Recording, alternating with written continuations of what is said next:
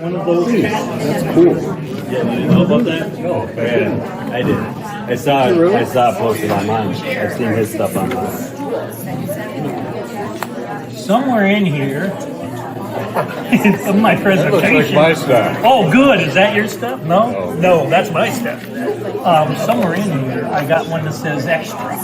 There you are. That's the actual copy that I took out of the record from the Surveyor General, and that's his patent. For this. Yeah. So which this whole That this right there. In the oh, end. right there. Yeah, that's it. Oh, and it says Antoine And Gordon. 1872. You're giving this to me too? Yes, I am. Oh my gosh. Oh, keep that. No, and actually, I'm the historian for the Gordon Historical Society, but I'm from Dairyland. Oh, okay. And what started was Brian and I were working on the 1863 Stagecoach Bridge with another author. And I met him, and I found out that Dairyland was Gordon until 1907. And all of our records were here. And a lot of times when they said this logging camp was in Gordon, it was really in Dairyland. So I'm kind of the Dairyland Gordon. You know, I've read that connection somewhere. I don't remember where. Yeah, I've definitely read that. Gordon was much larger back then. That's crazy. Yeah.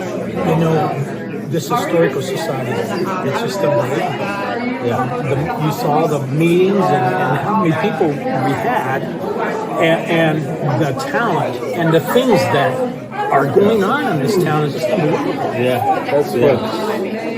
Do you know our connection? You are Antoine Gordon's. Great grandson. So how would you have been related to Doug McConkey? He would be my grandmother, who was a widow. Her maiden name was Gordon. McDonald's grandpa, Joe Gordon, Yeah. was my grandma's first cousin. Wow. Because my grandma's mother was Antoine's daughter. And is that right? Yeah, so Wow. And that's we have something. That's really something. So you're great. Yeah. And my son's name Gordon, and my other son's Philip. I got Philip and Gordon as my kids. I'm named after Philip Gordon. You know who that is? I know Father Gordon. Yeah, That's- that's Philip. Father Philip, yeah. And he's got quite a record, historical record. You know, and I almost went with Doug McDonald because I forget the college he went to. St. Thomas. He went to St. Thomas, Yeah. and they were doing a program on him. Yeah. And Doug was going to take me along, but I think he got ill, and we never went. And he was going to speak as a relative. Yeah, they have like a monument there at St. Thomas for Philip Gordon there. See, Philip Gordon did a lot of trips to Washington and did a lot of things for the Native Americans. Very controversial. Yes, exactly. Yeah, there was a book, Activist Ojibwe Priest. I don't know if you've seen that book. A guy from Europe wrote it. I emailed the guy, said, "Why are you writing this book?" And he's just interested in Native history. You corrected an error in his book. Yeah, he there's a few errors in the book. I Yeah. haven't been able to do that in Gordon, but there's a historical society that I do some work in, and I can correct a lot of things, but I don't think it's welcome.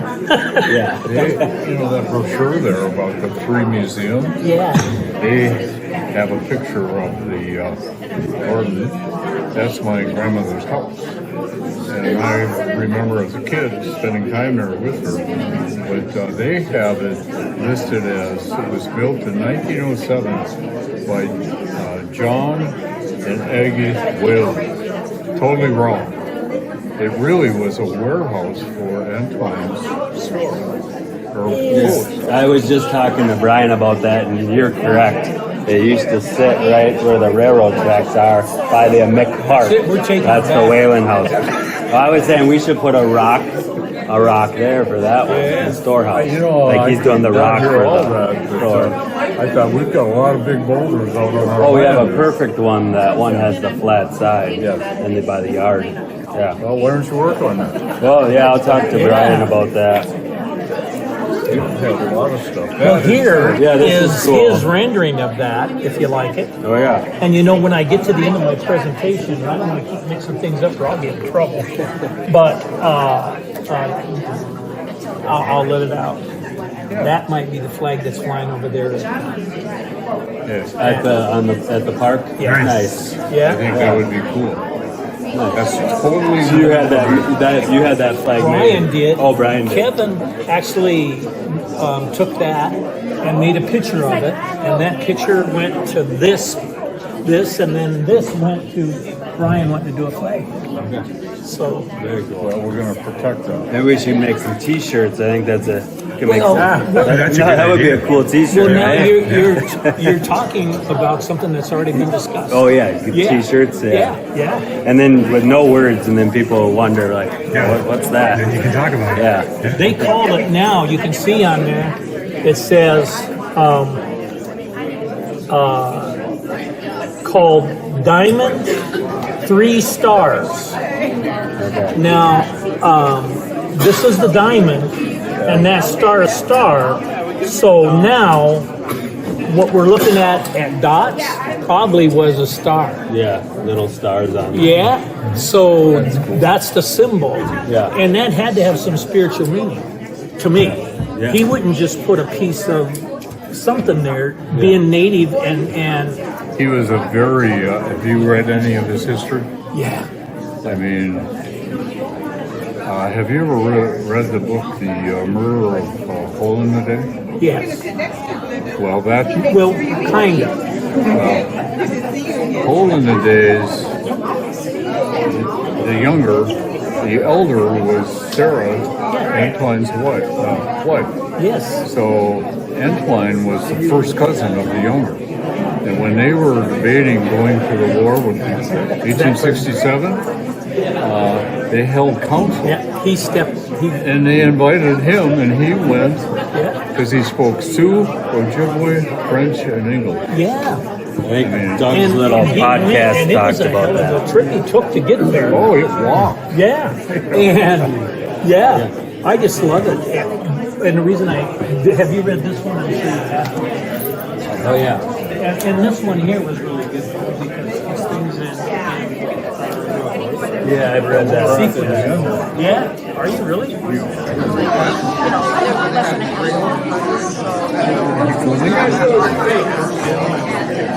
See, this one here is Doug McDonald's.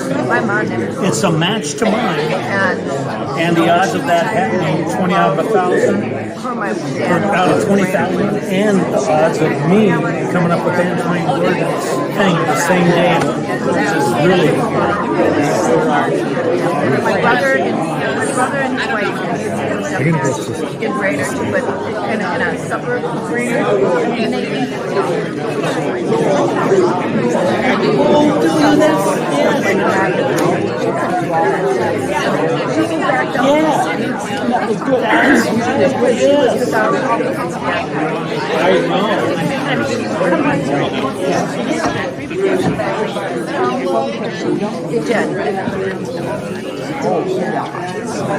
All right, did everybody get their cake? Yes. All right. Well, I got to start things off because I got the loudest voice and we don't have a microphone. I want to thank everybody for coming. We just had a really nice board meeting today, and we got 2 new board members, and I'm not real good at names, but I know one of them is related to Antoine Gordon, which is very related to this town. And I also, another gentleman he's a architect, and we need one of them, and he's also a railroad man, so that'll really fit in here good. Now, today, I called in an old friend. And when I say old, I don't mean age. I mean, I've known Andy for, can I call you Andy? Sure. I've known Andy for many years. She was on a board of that Dairyland Outdoor Veterans Retreat with us early on. And then she was the pastor at the local church in our area. And she drove all the way from Hayward to Blaine to give the service and also to come to the retreat meetings wherever they were That part I know, so it's a little hard for me to introduce her because I know her in a different way than her occupation and her degrees, but I'm going to try to wing it here a little bit. I think you've had an anthropology degree.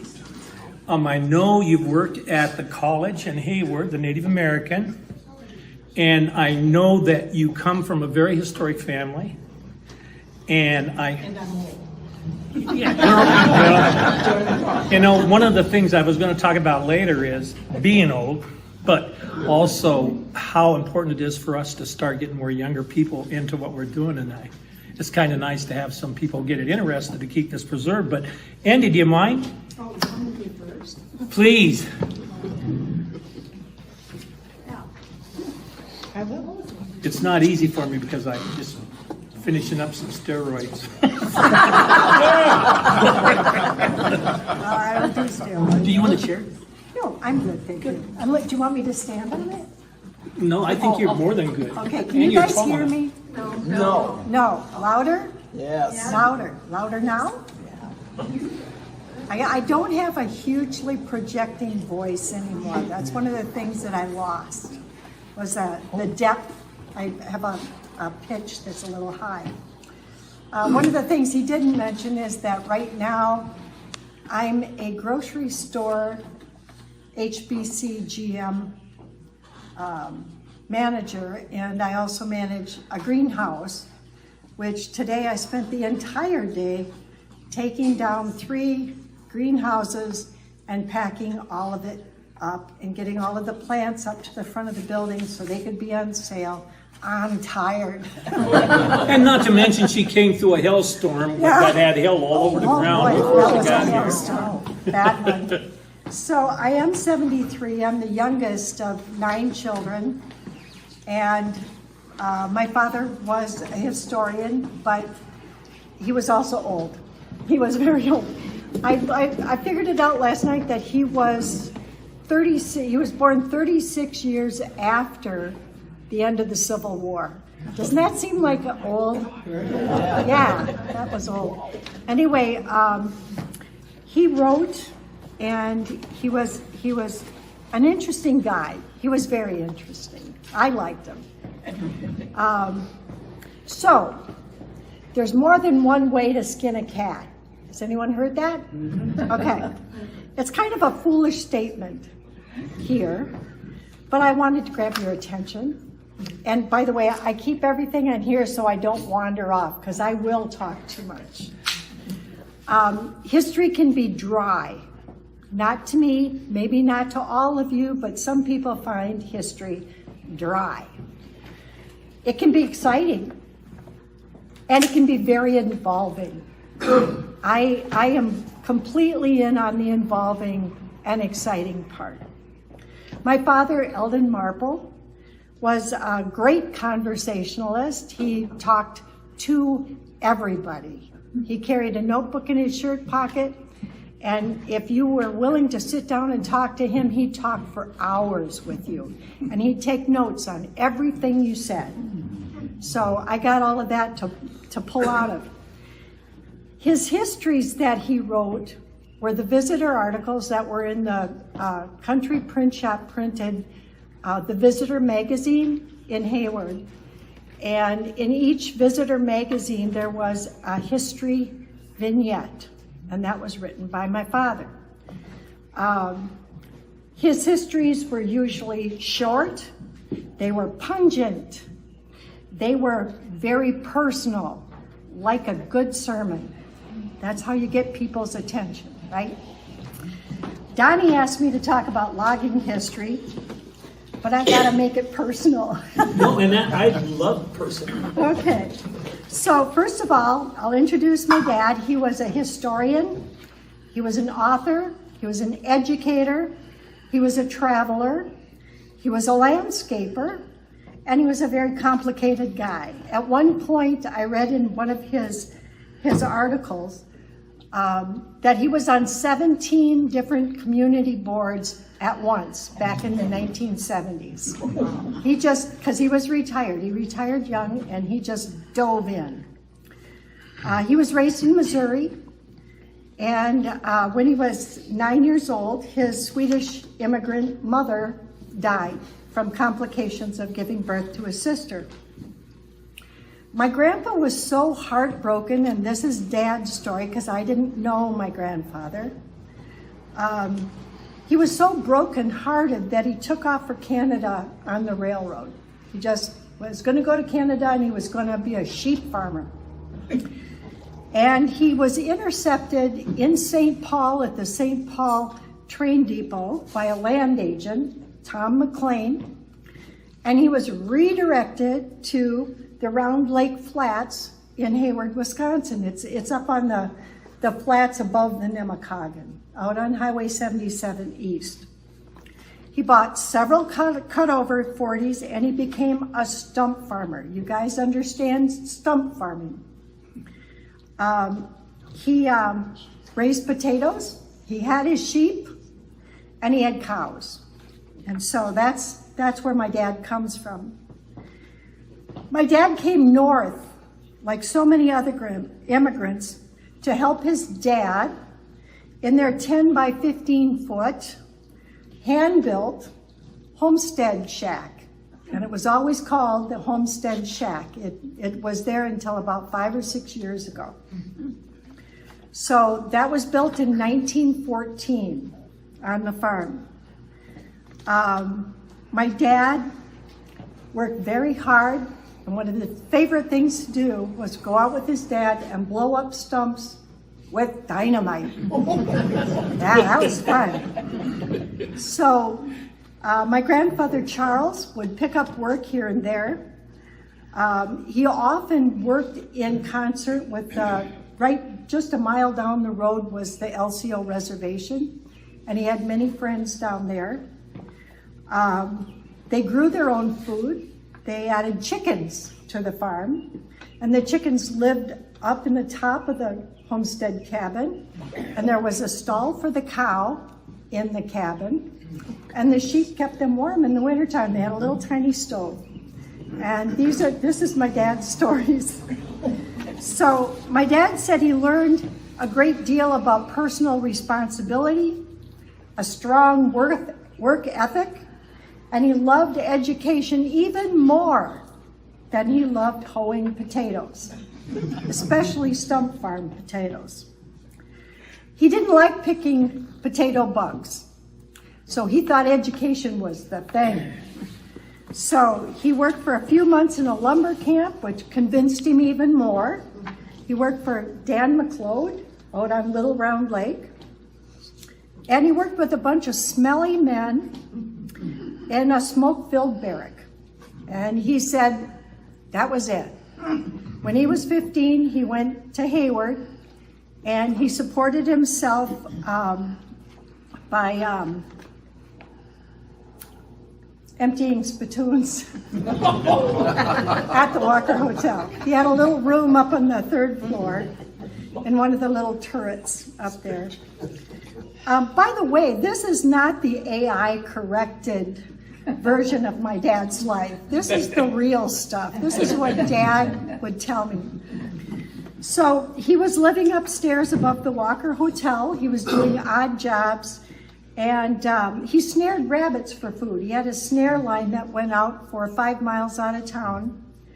And he was very tall, kind of like that guy. My dad was 6'4". He was broad-shouldered. He was a Swede, you know, one of those Swede guys. And he was really hungry all the time. So he had to work really hard. Those rabbits helped out a lot, but there are a lot of older widow ladies that would give him bread and butter. And he liked bread and butter a lot. After high school, there were 7 years at the University of Wisconsin. He went to the agricultural department, and he got his letter sweater in football and rowing. He married, he had a child, and he lost his young wife in the very first car accident. It was over by Stoughton. It was the first fatality in Dane County due to a car accident. So there's a ton of more stories in between graduation and working as an agricultural extension agent. And his goal was to teach farmers better scientific farming. And that was all over northern Wisconsin. He started in Prescott, he ended up going over to Brule and all the way back again, and he taught all around in this entire area. So he really got to know the people. He really got to know farmers and fairgrounds and town boards and county boards. And he got married again, married my mom. And he discovered he had to support this growing family. So let's see, that's that. His experiences ranged across all 7 northern counties, and it gave him a very potent understanding of the history of the North. And he would talk to anybody about history, and he would find out where you came from, what you did, why you were here, what things were you interested in. And then he'd talk and talk and talk. He wrote for 25 years plus for the Sawyer County, or for the Country Print Shop. He produced 12 carefully researched, and trust me, they were carefully researched. He was at the courthouse, he was at people's kitchen tables, he was collecting pictures. He and my mom would drive to every location. They would map it out, they would measure it with the car. He wrote about farming, he wrote about logging, he wrote about community development, about notable people. He also loved books. He collected lots of books. And education. And so all of these subjects ended up in his articles. So I'm going to dig into logging for a little while. And I thought rather than listen to me regurgitate my youthful look at logging, because you know I'm only 73, I have his books right here. And the first article, I want to read a little bit from. This is The Visitor Who Came to Stay.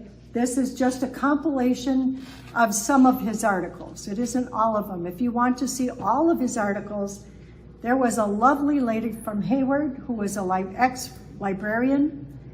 She collected all of the visitors, and she cross-referenced, by reference, unreferenced, everything.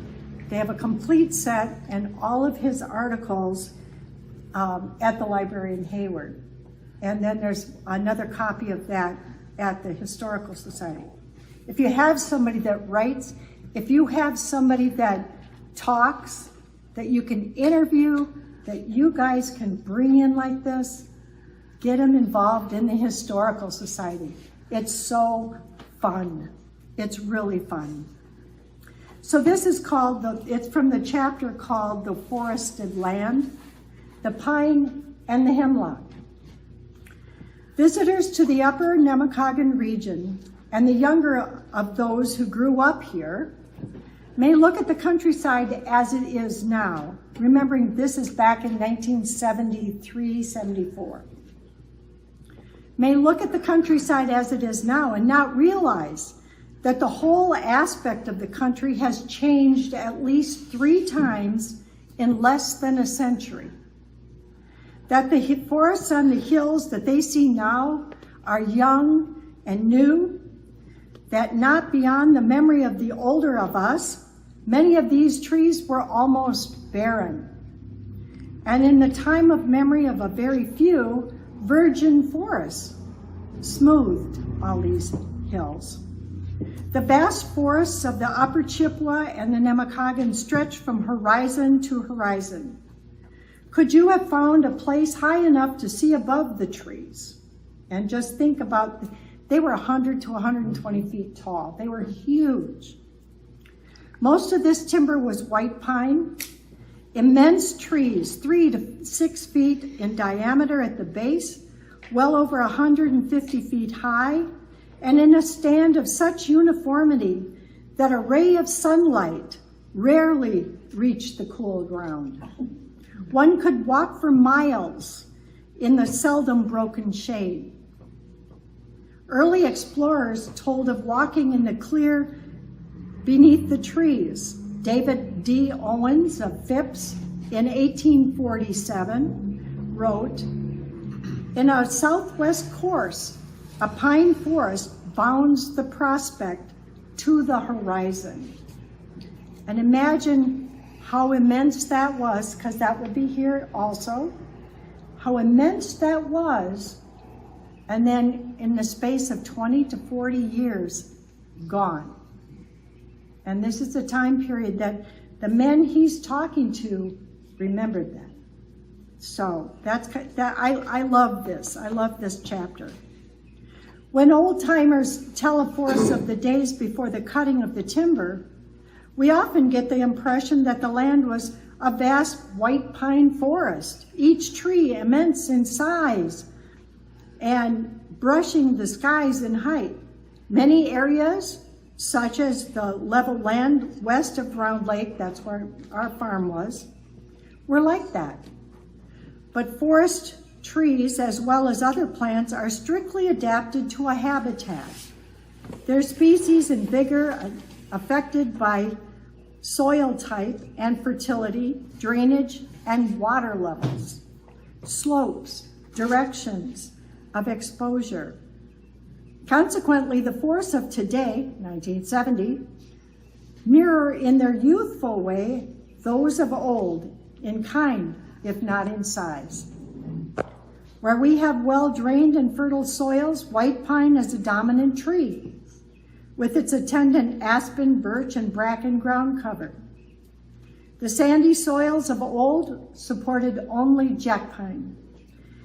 And now, the poorly drained, heavy soils were occupied by hardwood and hemlock. These forests, as today, were dotted with open muskeg marshes, laced with long lines of wetland hardwoods and cedar swamps, besides the many streams. These have changed least of all. So that's just the introduction to this chapter. I like that one. Very good. So then, this is his second book. And I'm not bragging about my dad. I just thought he was a product of northern Wisconsin. He was just that guy. And this is an article that came from Paul C. Ma of Honolulu, Hawaii. At one point, Second World War-ish, Korean War-ish, in that time period. My dad was invited to join the United Nations Relief and Rehabilitation Administration, if you're familiar with that organization. And because he had worked in the CCC's camps all over northern Wisconsin as an education officer, and because he was very involved in community, they chose him to go to Germany. And while he was in Germany, his job was to repatriate the many different nationalities of people who were in Auschwitz and Buchenwald and all those camps. So that was his job, was to put together a team, and then those teams put up teams, and they found homes for all these people, or at least tried to get them back to their country. That was his job there. So then there was this other time, just shortly thereafter, he was sent to China. And he was working as an agriculturalist. And so he says, you invited me to go to Honan at the time. You approached the subject with delicacy, but I answered I knew that when I signed on that the occupation was essentially dangerous. And I told you I had no reservations about going wherever you sent me. And I was promptly on my way to Honan. Your description of the situation was certainly apt. I remember now with some unbelief the experiences there, some amusing, some pathetic, some with the pride of our accomplishments. I can sit and tell tales of actual happenings of those 7.5 months. Many are too hard for even me to give credence to in our America of today. I also remember with great fondness some of the people that I worked with there, Hart, Castlebaum, and Hammer. Never again will I, in all probability, approach a dike and look down the barrel of 100 rifles, all pointed directly at me, alone.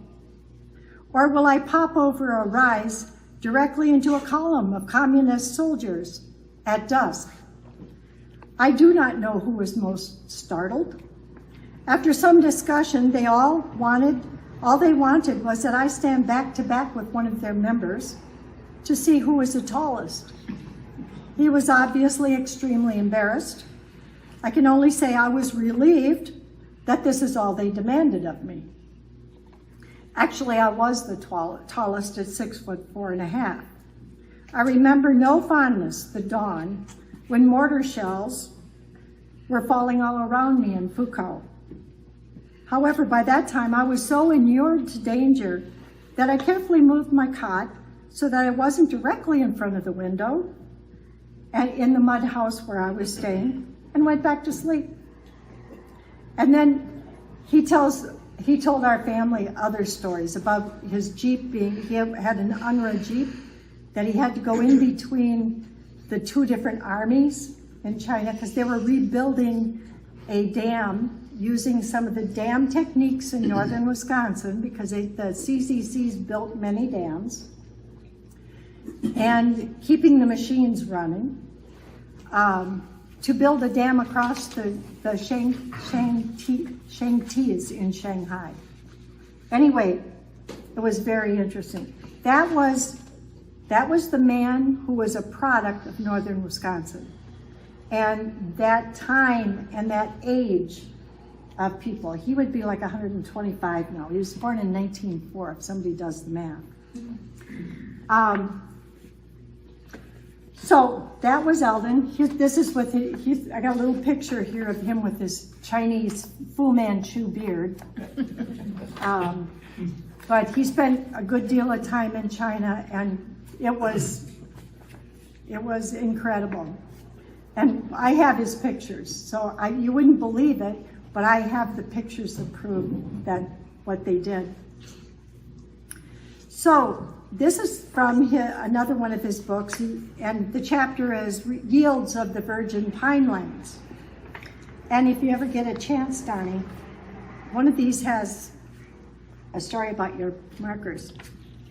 The development of a community like the Hayward Lakes region has usually been marked by epochs in its history, which would be the same as your community here. Periods when one type of activity was more important, more economically or culturally pervasive, or of a nature that appealed to the romantic interests of later generations. That would be me. Perhaps the era when the vast forest of the white pine once blanketed most of our land was logged off would be our most interesting and romantic period. Many books have been written about the logging days, of the life of camps, the terms that were used describing the tools, and the daily work of the lumberjacks, or the excesses of their pleasures when they finally got to town after a monastic winter in the woods. Perhaps it would be of interest to study another facet of time of the logging days, the logistic details of the harvest, to get a better idea of the magnitude of the job of getting millions of logs out to the mills. And it's all documented. He had all of this stuff. Frederick Weyerhaeuser, that's up here too, right? Frederick Weyerhaeuser. Mm-hmm. The canny king of all logging barons, whose companies had virtual control of the logging on the Chippewa River system at this time, stated in a hearing in Washington in 1888 that the yield of logs from its sources alone averaged 7 or 8 million board feet per year, of which they got about 500 million to feed their own mills. Imagine the immensity of that cutover. The big lumber companies who received this timber obviously kept good records of their purchases, and much of this information is available in our libraries. However, except for jobs where they did their own logging, the specific data of the amount of timber harvested on certain descriptions, which could be used for study for comparative purposes if anyone's interested in doing that. By studying the smaller jobbers who delivered the logs to the big buyers on the banks of the rivers and lakes where it was scaled, without regard to its exact source. And so he goes on in this article to talk about how that process worked. And it was quite a lengthy process. It wasn't simple. It was not simple at all. Tell me when I talk too much. Okay. All right. If you get to a point where you're not interesting, I may, but I don't think that's going to happen. So this is the third book, which is, he was coy, The Visitor Writes Again. And my girlfriend did the cover. What use for the cutover, the tree, or the plow? The history of our great North Country divides easily into three general periods. It usually relates, by the way, I have to read this very carefully because my eyes are not that good and this is really small print. And these are not available in printed form anymore except for at the library and in Eau Claire. Unless I get busy and get these typed up, which I'm not doing very well. They're not electronic, in other words. It usually relates the logging era as being the first. The settler farmer following the timber harvest, and the resorter summer resident phasing in with the latter. Few remember that for 2 decades, from 1895 to 1950, there was a strong movement for government agencies to limit the free occupation of the area by farmers and summer residents. A vast forestry program designed to rehabilitate the devastated lands left by the loggers, much of it grassy desert after fires raged uncontrolled for decades, was to be followed instead. This period was particularly significant because to carry out such an adventure by the state, a change in our national policy, it was considered that man had sole and total right to decide where he would live at that time and what he could do with his land. This was quite a ways back, and remember that was very true. It would have required for the arm of government to buy and operate a forest efficiently, a system of communal blocks of land that would be laid out, thus excluding an entrepreneur, a memory of the feudal systems of Europe he had escaped from, an anathema to the American. During the time of the decimation of the inexhaustible and unlimited timber, this is how people thought. They thought it would never end. It would just keep growing and they would keep cutting it. A few voices cried out against the insane destruction then going on. Literally, voices in the wilderness. Increase Lapham. Is anyone familiar with Increase Lapham? Okay, I've got a yes. A prestigious Wisconsin scientist pointed out in 1854 that the forests were of great advantage to a settled population, that they were being despoiled, and that the shortages of wood and lumber would occur in the future. Surprise, surprise. By 1867, a committee was appointed by the legislature to investigate the destruction of the forest. They found that reports of the rapid cutting and wastage of the vast stands of timber were true. But little was done in a corrective way as a result of their investigation. The cutting went on and without control. The imaginative and daring lumberjack would become a lumber baron overnight in the largesse at hand, often with the help of enabling acts by a friendly legislator. That's what happened in Hayward. So we have the triple, which is Robert Laird McCormick, Anthony Judson Hayward, and Philetus Sawyer. Philetus Sawyer was our senator, and he owned a huge logging operation. McCormick was from Minnesota, associated with Weyerhaeuser, and A.J. Hayward was a smart guy with a great plan.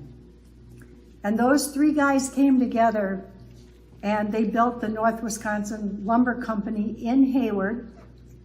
And Hayward, boom, overnight.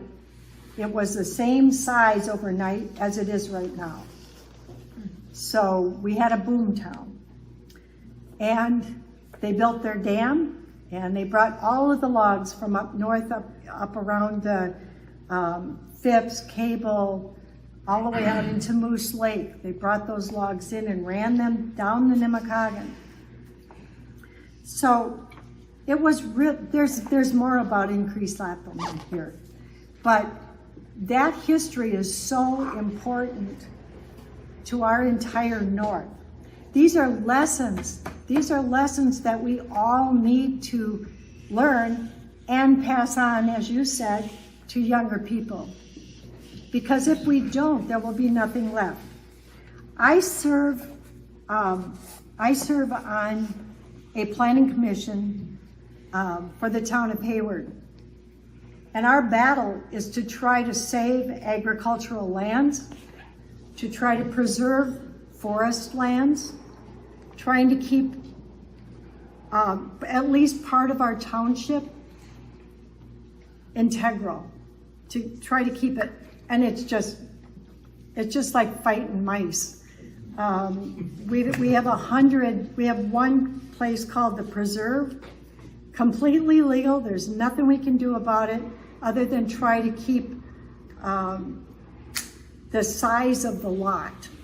So we set the lots at it's platted at 10 acres each.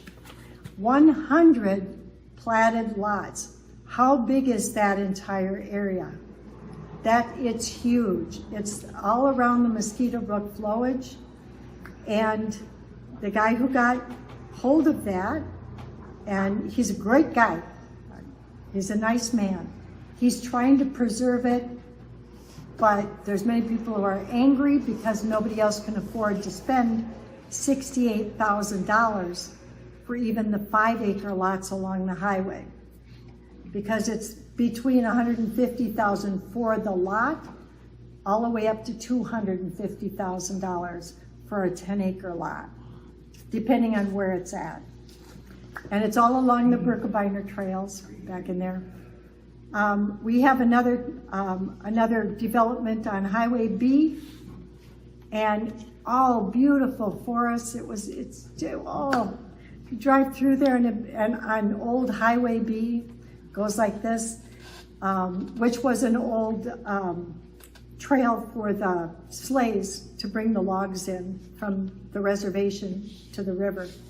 So it goes like this, and it's just a beautiful, beautiful road.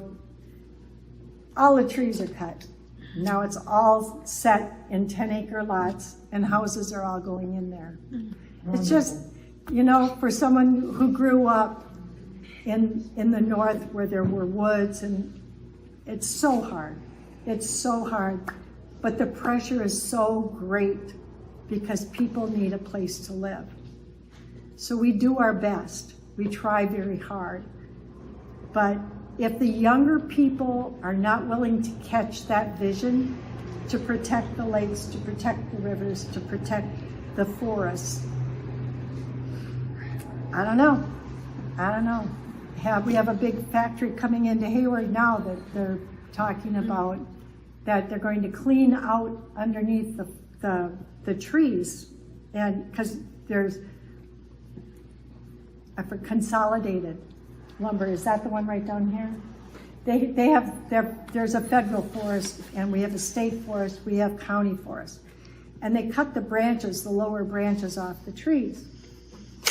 And instead of leaving them on the ground for the animals to forage and to make humus to grow new trees, they're going to send trucks in there and machinery, and they're going to take all of that refuse out and make it into airplane fuel and send it to Germany. A $2 billion business in Hayward. Seriously? It's just, it's so shocking to me. I'm just. One of the people that are the head of that is one of the major wood processing plants, and he spoke at our group. Yeah. And tried to, yeah. It's so hard for me because I know the old foresters that live in our area. I talked to Gordy the other night. He was our extension forester for the county forest. And he's just heartbroken. He's just heartbroken. And yet he understands. He has 125 acres of land that's all forest. He can't afford, at his age, he can't afford to keep the forest because he can't pay the taxes anymore.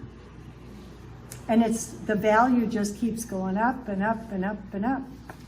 So those are issues. Those are issues. I have to read you this one. It's a time to go a-logging. After the leaves of summer drop from the hardwood forest, the dark green ranks of the pine tops stand out against the scudding autumn clouds and nightly frosts warn of coming snows. In the old days, these portents told loggers of the vast virgin pine forest that once covered most of our North Country that it was time to go a-logging. Like the racehorse at the starting gate, they were raring to go. But it was far from that simple for the commercial loggers who cut our timber. They did not march their men into the woods with axes over their shoulders and just start chopping. The planning and organization that was done before the logging commenced was comparable to that of an army moving into battle, and much of it had been done for months before, even years. The staffs of these big companies marshaled their forces like an army. Shock troops were those who went in and prepared the work area with roads and camps. The main brigade, who cut and hauled out the lumber, and the supply division, which toted into the work area what was needed to care for the men, the beasts, and the equipment. The logging company made their plans from the reports of the landlookers and the cruisers, whose job it was to estimate the kind and the amount of timber on land owned or controlled by them, by which they might buy or contract to cut. Also, they studied and reported on the feasibility of getting the lumber out to a landing. The planners in the front office had rules of thumb to go by. For instance, each 100,000 board feet of standing timber, they had to provide a man for the season to get it out. This roughly gave them the size of the crew that they would need to take into the forest. Since a practical walking distance from a camp to the cutting area was usually limited to about a mile, the estimated yield in a tract around the camp determined the number of men to hire for each one. In this 2,500 acre area, a yield of 10 million feet could reasonably be expected. Thus, about 100 men would be the camp size. In some blocks of timber, the yield might be even more, perhaps double. Then the crew would be larger, or the logging would be done in 2 or more seasons, a more economical way to do it by using the same set of buildings again. So this is the kind of thing that Dad was interested in.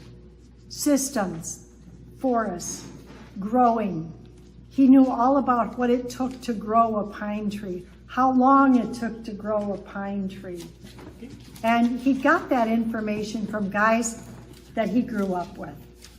And this is the kind of information that all of us out here need to preserve for the future. We need to teach our children what those green forests are. We need to pull them into some kind of understanding of what our environment means to us. It isn't something we can just throw away. It's very, very important. The air we breathe is from those beautiful forests. So that's the message I want to leave, and these books, if I ever get them done, we'll figure it out. Very, very impressive.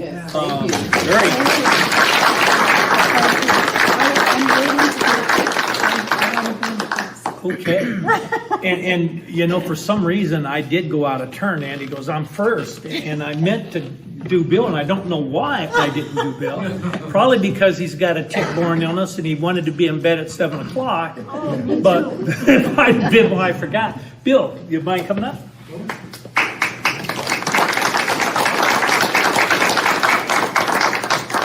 This is Bill Latady. He is an archaeologist.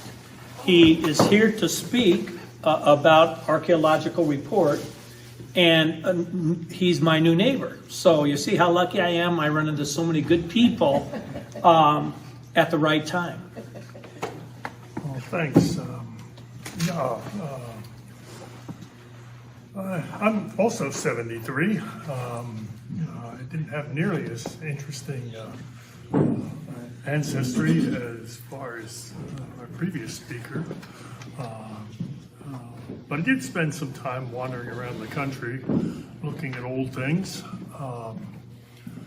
older than me anyhow.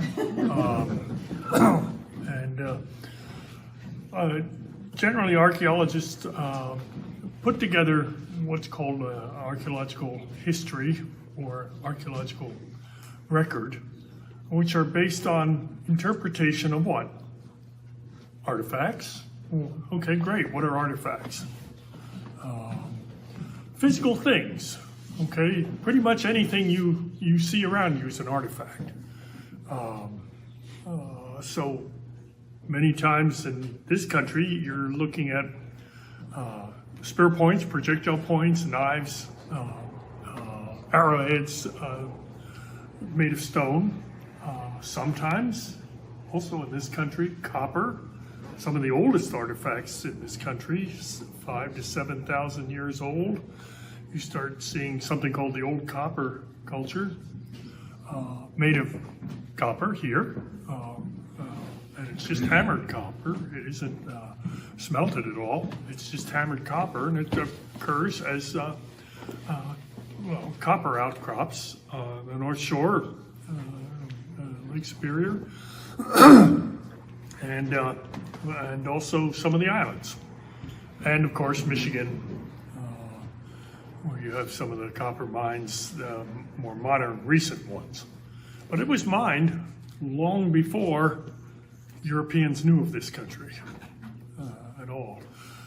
This is, as I say, archaeologists put together histories, the record, for, basically, when I was in school, this gives you about 12,000 years, but it's gone back further since then. I learned that, there was evidence of earlier times, but it wasn't well documented. It couldn't be, et cetera, et cetera. You have to publish everything you find and talk about and so forth. Not nearly as interesting writing as what we just heard. Most of the writing you have, it's academic, and how do I wish to put this? Boring. I know I've written some of those things. I have spoken in front of people where the best way, especially when you're not quite sure what you're talking about, is jump in with language that sounds impressive, but may indicate that you don't have everything quite all together as it might sound. Not that I've hardly ever done that. But, a few jokes in between never hurts, that sort of thing. But what came to me eventually, it took a long time for it to come to me, is that the archaeological record is great. You can say pretty much anything you want as long as you have some pretty things to show about it. Some of the pretty things are what?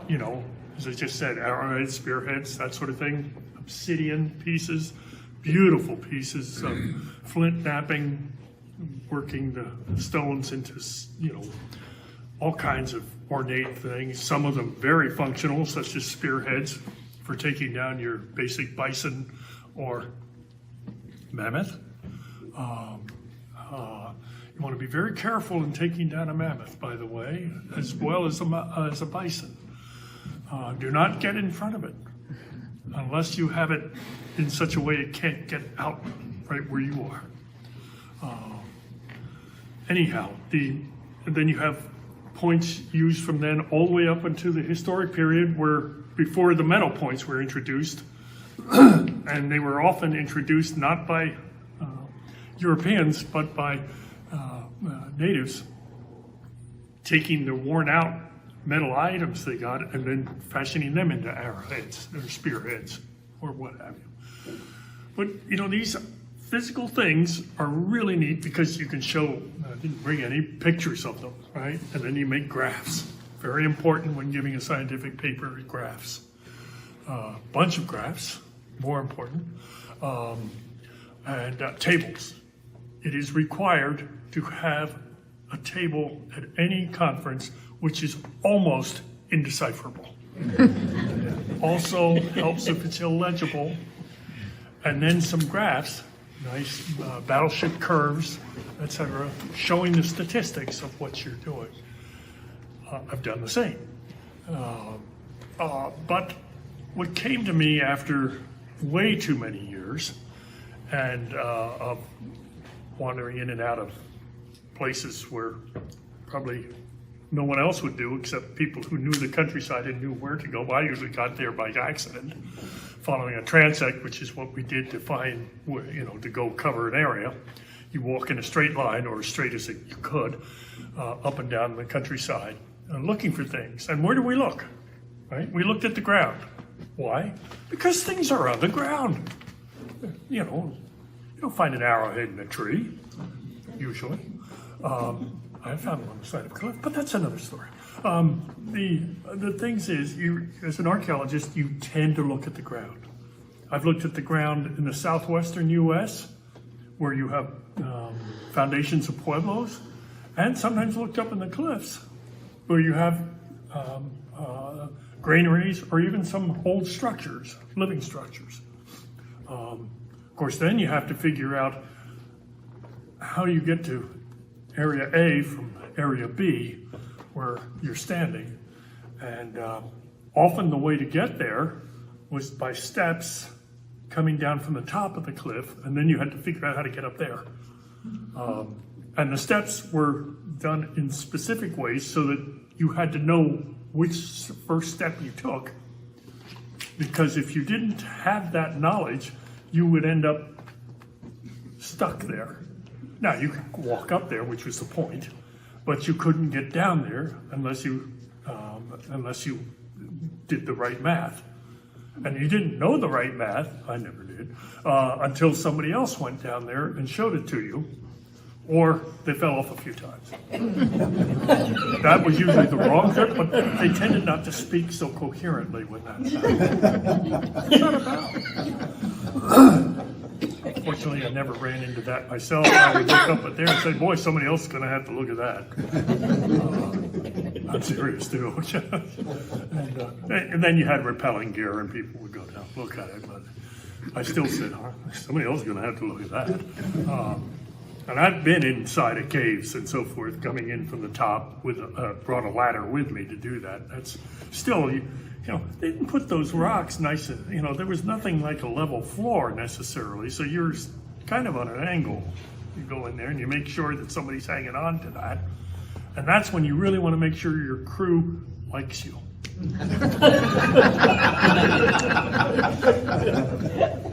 But again, it's the archaeological record and it's fun. I mean, it's adventuresome. It's not like Indiana Jones, I'm terribly sorry to say. You only saw people wearing guns and bullwhips and nice hats at costume parties. I never saw an archaeologist wander around like that. One, guns are heavy. Two, hats, especially felt hats, are make your head sweat too much. And finally, bullwhips. Ever try to use a bullwhip? Not me either. But I hear that it's not as easy as it looks. But be that as it may, as they say, that's the archaeological record. It's fun until you're about 40, and then the ground gets remarkably hard very soon. I don't know how that happens. It was soft. I mean, yeah, digging was hard. You could run into some paleosols that were basically concrete, which you had to dig through with a pickaxe to get anything to move. And that's where sometimes the bison were, the old bison, the occidentalis, the ones with the horns that came out like this, look like Texas cattle, but in fact, they were just big critters. They're 7 feet at the shoulder.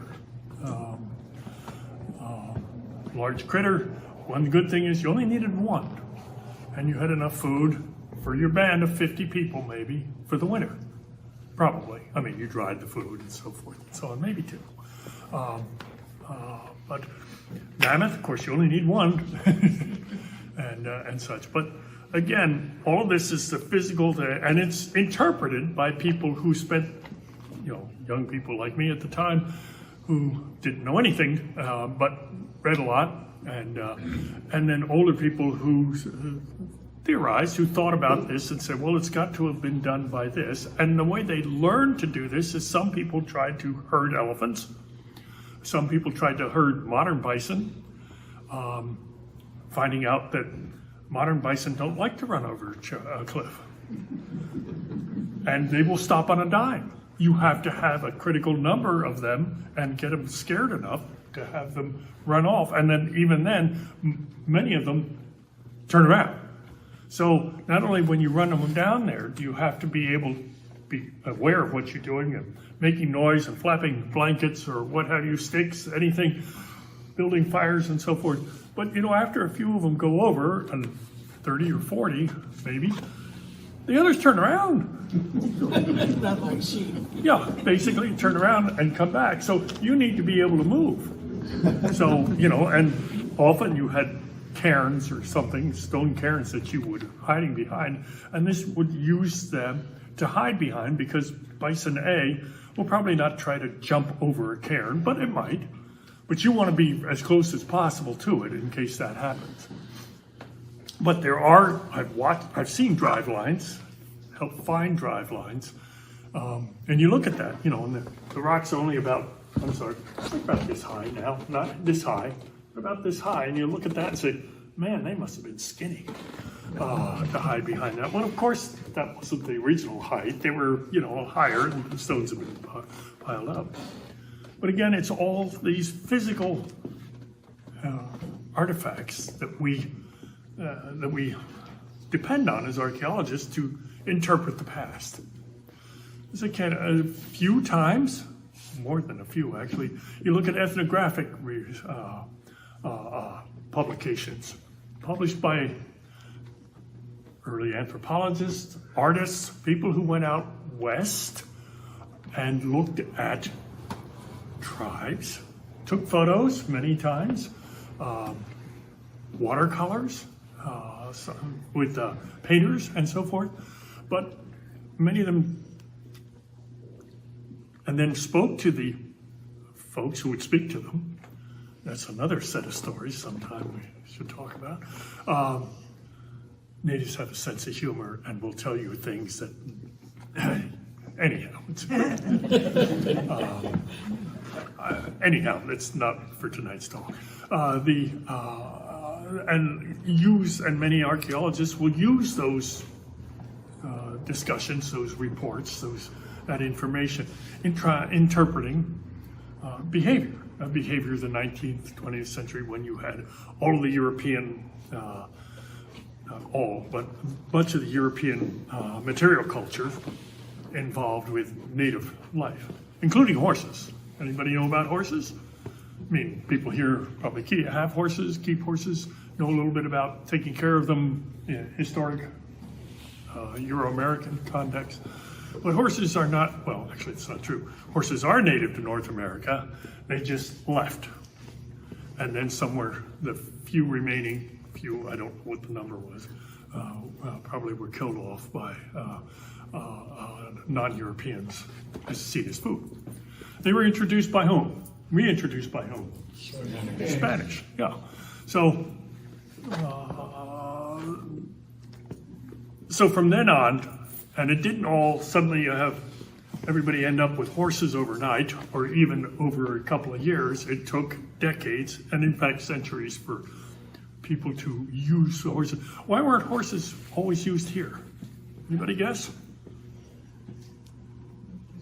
Not until logging became important. Have you looked at, there was a discussion, how are you going to feed horses in that forest? Yeah, you can bring them in there. What are they going to eat? You won't have very many horses after they start eating pine trees. Everybody realized that, yes, you could feed them for a little while, but they aren't going to last very long. So that's why in many cases in the Midwest, horses were not very useful until you cleared enough area to have grass. But again, that's another story.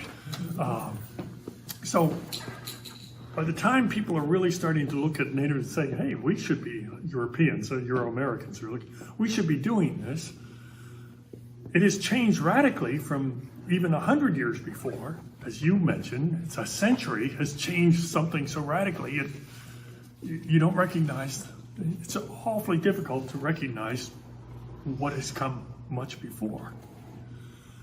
What has happened, and since I was in graduate school, I use the term graduate school in my case, it took me a while, but was because of some of the laws that were passed regarding cultural properties, cultural places, including National Historic Preservation Act and National Environmental Protection Act. And we could go in there 15 or so that have aspects of cultural importance where cultural perspectives have to be taken into account. Sometimes it's stated archaeological sites, archaeological properties, historic properties, what have you. All of those have, we can, if you want to sit here for the next half hour while I discuss the differences in that, and you having trouble falling asleep at night, I recommend that discussion. But essentially what that means is that we'll take it as a whole, even though that's not fair.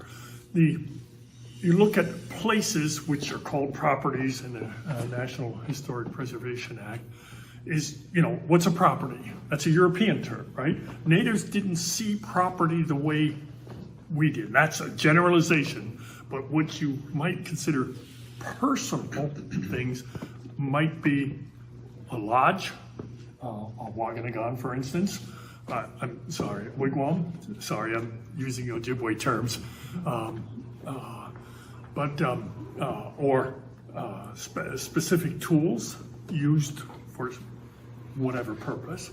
So, and it's not as, I'm just using a couple of examples. Well, what it comes across though is that it's a property is seen as a space, a particularly bounded space. What's the problem with that in a Native community? There is no bounded space apart from, River A, River B, got to get over River A to get over to Area C. That's bounded space, but it's not considered my space, your space. It may be space where these people tended to be, or these people over here, and you didn't always get along with them, but you didn't necessarily, they weren't the way we think of as people, the way we see in Westerns, you know, tribes are this way and other tribes are that way. Never the twain shall meet, so to speak. But that's not really how it worked. But be that as it may, property is a bad term. And what I'm getting at, property is not a good term. What has changed is it's being referred more and more to place. Place being a less bounded concept. So if I talk about a historic place, would here be a historic place? Gordon? Yeah. Well, yeah. Of course. Would Duluth? Sadly. Oh, sorry. But I lived in Duluth for a little while, so I can say that. Anyhow, when you look at these things as important, you know, historically important, good term. It's part of the culture, right? You can refer to it and see its importance, not just to Swedes or Basques or Spanish or what have you, but to the community. And are you following me? And so forth. I know it seems I'm oversimplifying it, but what I'm going to switch then is to looking at native perspective. Native perspective, as we all know, is in many ways very different than non-native Euro-American. What I learned while working with different tribes, Zuni in New Mexico, Navajo also in New Mexico, and then particularly up here with the Ojibwe, was that places were important, specific places. Everything is connected, okay? Everything has a spirit, and everything, you, me, the cane, the table, everything, the wood, the wood here that's used in the play, all has spirits.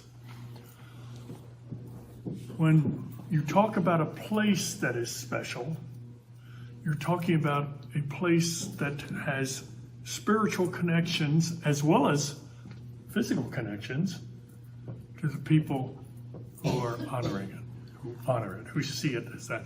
So what I'm speaking about, so something like a grave, okay? There's lots of discussion about graves and burials. There's lots of discussions about areas where graves may be, even though because of acidic soil conditions you couldn't find one. You might be able to if you spend enough time with your soil chemistry. You could find that there was remnants of things, but you couldn't find it the archaeological method of shovels or post holes or things like that. Doesn't mean that that area isn't sacred. Doesn't mean that area isn't special. But how do you define it easily? How do you put a circle around it, or square, or what have you? Well, you can't. But if somebody can remember people being buried there, and this happens if you listen to elders and talk to them and have them talk to you, which is the more important thing. Once they get used to you, and if you don't ask obnoxious questions,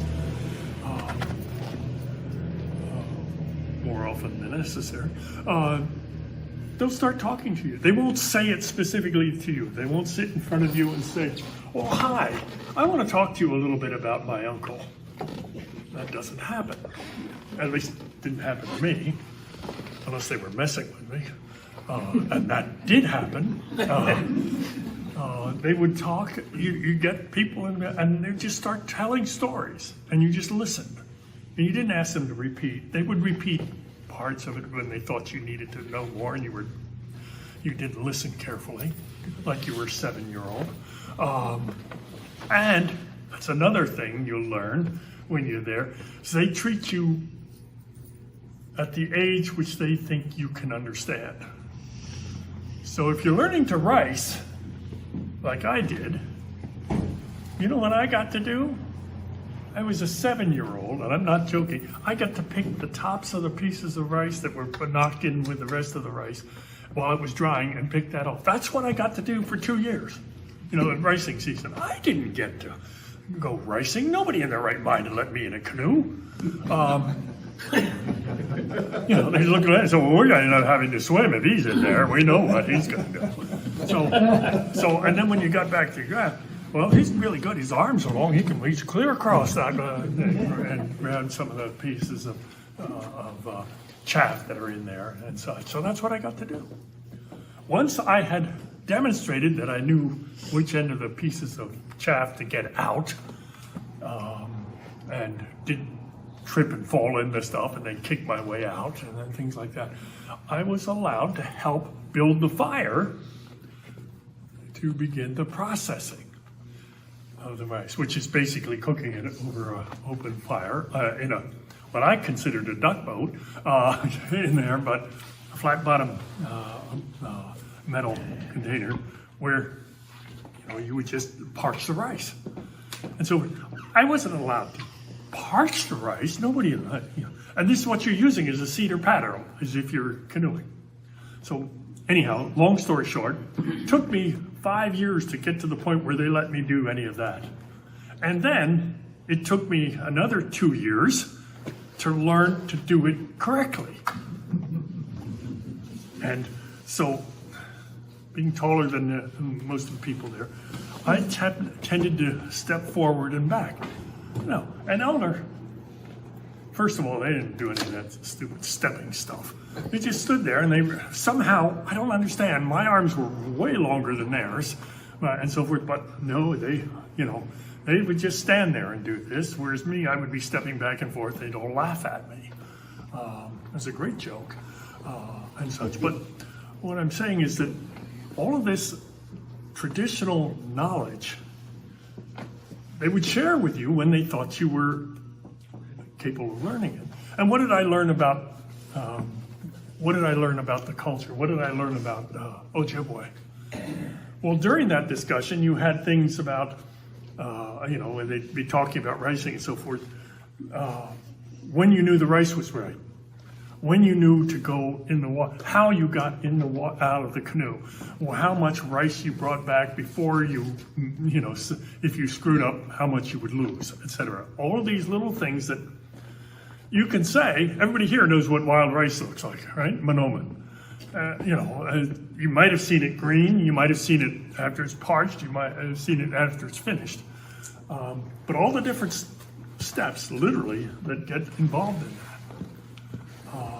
You don't, the archaeologist says, oh, it's a wild rice lake, this is where they took out wild rice. Okay, what does that mean to an archaeologist? Well, first of all, you go around that lake and what do you see? At the right time of year, wild rice. What do you see in spring? Maybe ice. But what else do you see? Nada. How do you know it's a wild rice lake? Well, it's shallow, and there may be some rice that you may know of, and so forth. Somebody told you. Or it's marked on a DNR map. Something like that. But as an archaeologist wandering around the lake, what do you see? Now, well, historically there were camps. People would be there for several days, maybe a week, maybe more. Families would be there, depending on the size of the lake and the yield. So that's what we eventually began to be called a traditional cultural place. It was an artifact in and of itself, right? Sort of. But it was something where people clearly gathered and gathered and gathered, and this was a very specific part, a very important part of their lifeways. It was a cultural place. What about fishing? Fishing a cultural is fishing? How was traditional fishing done? Depends where you were, right? You get in certain places sturgeon fishing. There was an area where you might go sturgeon fishing. I know several areas, but it's frowned upon now. With the DNR, they get pretty excited about it. But I'm just using that as an example. What about something else? Birch bark. How important is birch bark? Or was birch bark? Still is. How important? If you're making a canoe, what's your finest canoe made out of? What was the very most important part of the canoe? What was the that's it, apex. Thank you. My mind's sort of slipping away. Well, not sort of. Apex of canoe making. There's a birch bark canoe. Why? Have you ever been in a birch bark canoe? Have you ever paddled in a birch bark canoe? I have. First of all, none of these silly seats things. You are kneeling on the floor of that canoe. I highly recommend a cushion. But traditionally, no such thing. And you move through the water, it is quiet. It is very quiet. Of course, you get enough wave action, and at least in my case, you heard me hollering. That was the oh, no. But the canoe was probably well, how did you make your birch bark canoe? First, find birch bark. It's like how do you kill an elephant? First, find an elephant. That's the easy part. But finding birch, and there's a certain time of year when you find the birch is most easily gathered. I've gathered it. I was considered very helpful because I could reach way up high, and then down low, and then only 4 people to pick me back up again. Then you do this, and you have to know just the right place. Otherwise, you'll harm the tree. Otherwise, it doesn't harm the tree. And if you see a tree that's been harvested before, you'll see large areas anywhere from this much to huge areas that have been peeled back. The tree's still alive.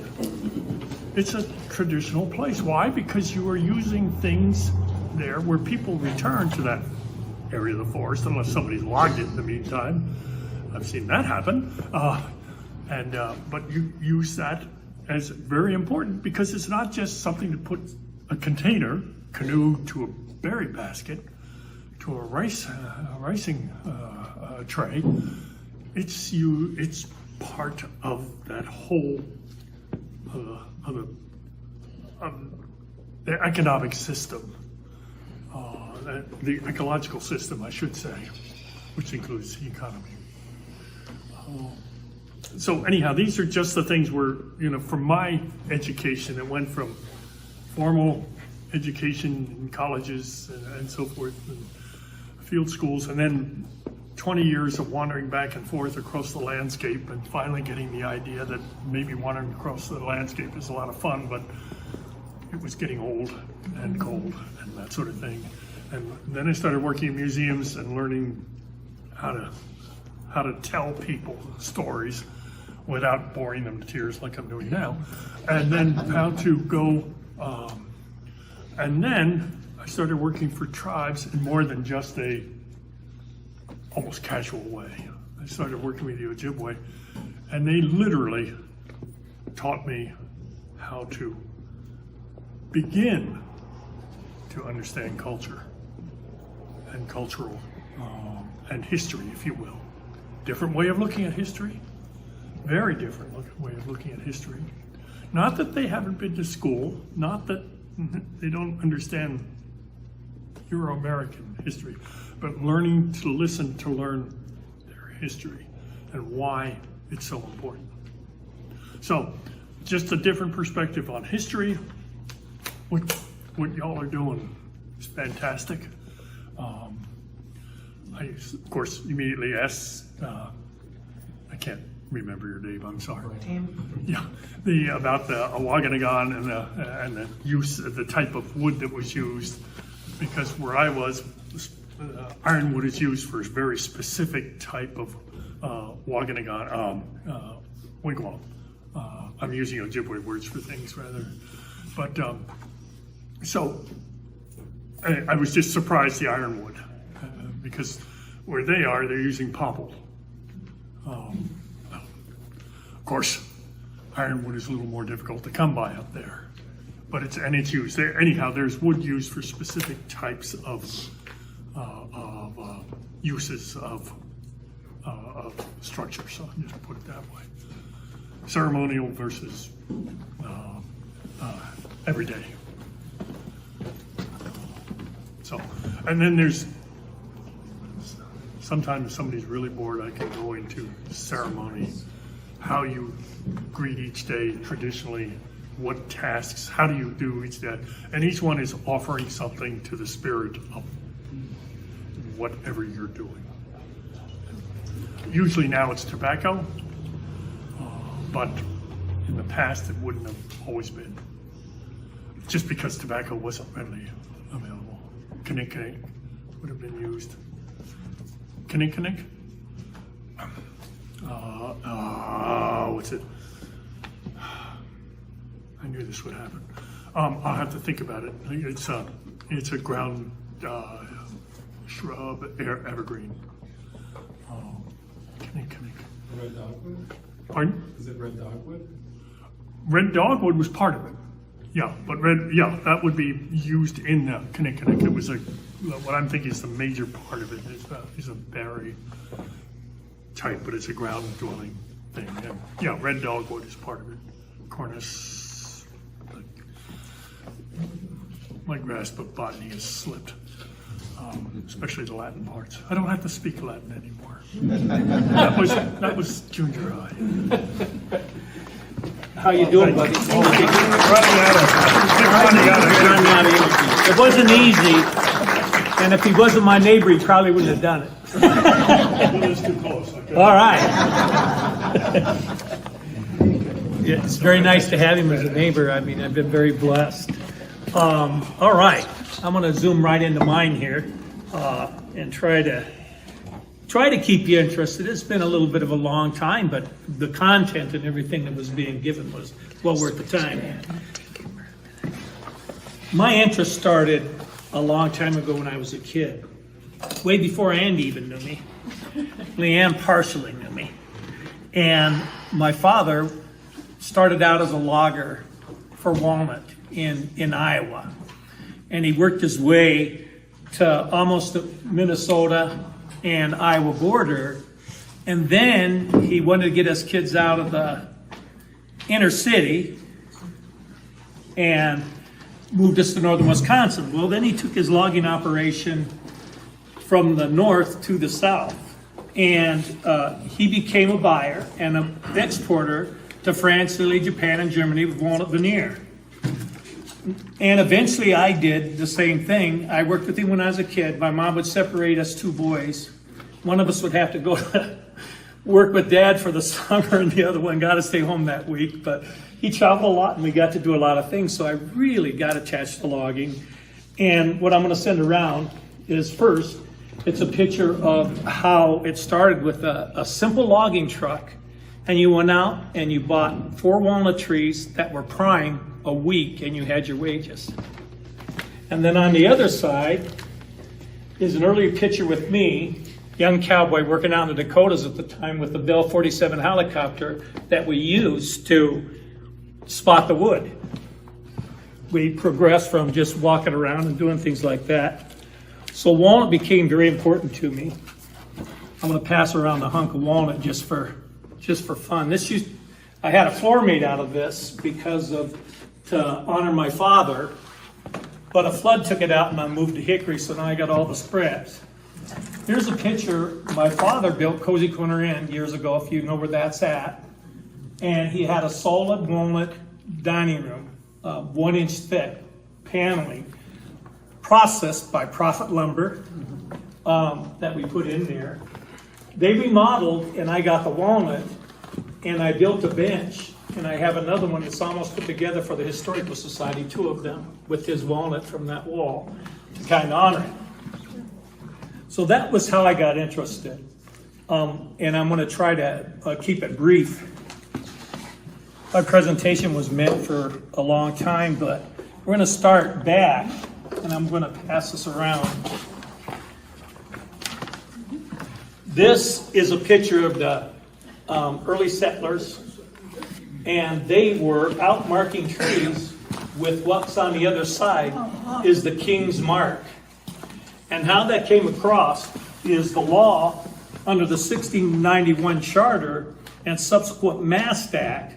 Any white pine tree measuring 24 inches or more in diameter that was not privately granted land legally belonged to the King of England. And they wanted them for the mast for their Navy ships.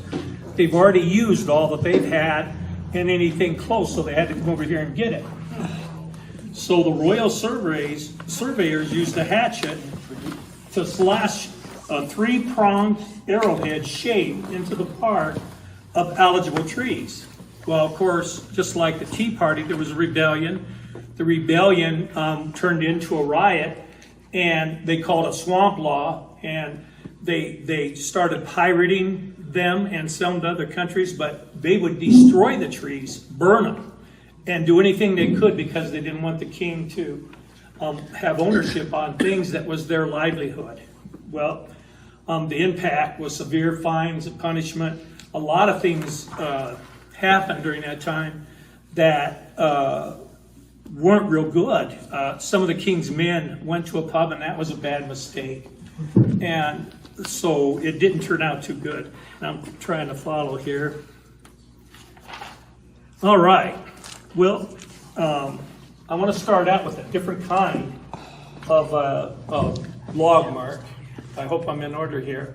But this here is a bark mark, and that bark mark is a tree that I found, a log, and it has an 1872 patent LAX on it. And I got permission from the Forestry Department and was able to go get that, and we put it at Fort Evian and Fort Folly. I can't pronounce it quite right. We put it there, and I don't know what happened to it. So, but 1872, that was still, you were still able to read it. All right, well, there's all kinds of different stamps, and right here we have log hammers, stamps. I'm going to pass this around because it's going to eventually get to that, and that'll keep things moving. But that King's Mark started the whole thing. It started moving west. The King's Mark also was used from the 1500s to mark anything that they thought they owned. It could have been a stagecoach, it could have been Army material, Navy material. Ships had the King's Mark, and that meant that as property of the king. So that's how they identified the king. Well, then, when they started logging, and I don't want to get too far ahead of myself, what eventually happened, and I'm going off of scripture because I want to condense, but what happened there was they were exporting everything that they had. The oak, hard oak, was for the ships, to strengthen the ships. The pine was for the mast, and everything was there. It was on the East Coast, Maine, Rhode Island, all of those places, and they were shipping them out. Well, after the dust kind of settled, John Adams decided, hey, we need to build those boats here. So then they started building the boats there. I just wanted to add that on the lumber piece before I got too involved in here. So then they started using lumber marks, and that was how they identified whose logs they were. And they would send them down the river, and there were different booms. And I'm getting really out of sequence here, but I'll start with how it worked around here. Once it evolved into Michigan, it got really, really popular because thousands and thousands of millions of feet of wood was being harvested. And it's like Andy said, they were everywhere.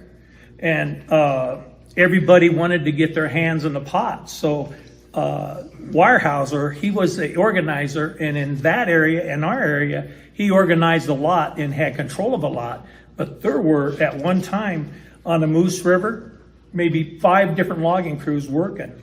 And on the, you just go to all the tributaries, all the way over to Chase's Brook, Rocky Brook, Upper Tamarack. Upper Tamarack had 8 million feet sitting there at one time. And then you go a little bit to the west, the Snake River had millions of feet, and you come back our way, and you would have the St. Croix from that area, but then you'd go to Chase's Brook, millions of feet. Hay Creek, millions of feet. Toad Creek, millions of feet. Everything. I mean, and all of these guys have got the stack on the shores, and they need to send that down the river, and it need to be identified. And even with that process, there were 20,000 log marks. And with that process, they made it. Now, put yourself in Taylor Falls, St. Croix Falls, and the log booms are there. And there's 2 guys on one boom, and it's floating. And millions of feet of logs are coming through you, and there might be 8 across a string, and you're taking a pole and you're putting these logs and sending them to the area for this owner. And millions of feet are going by, and hundreds upon hundreds of different log patents are going by. So, and everybody wanted to get their logs in first, so that really created a lot of work to do. Can you imagine today?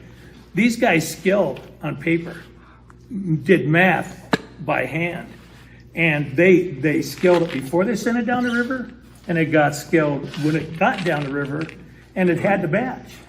But there was a lot of things that could happen in between, and I'll pass out some of this stuff to keep it going. One of the things that happened, 1886, there was a big log jam in Taylor Falls, and there's a picture on the back side of that. And what happened when what made that occur was a bunch of things. A gentleman decided his meadows was being messed with, so he went to the Clam River, and it had been a dry year, and blew the dam.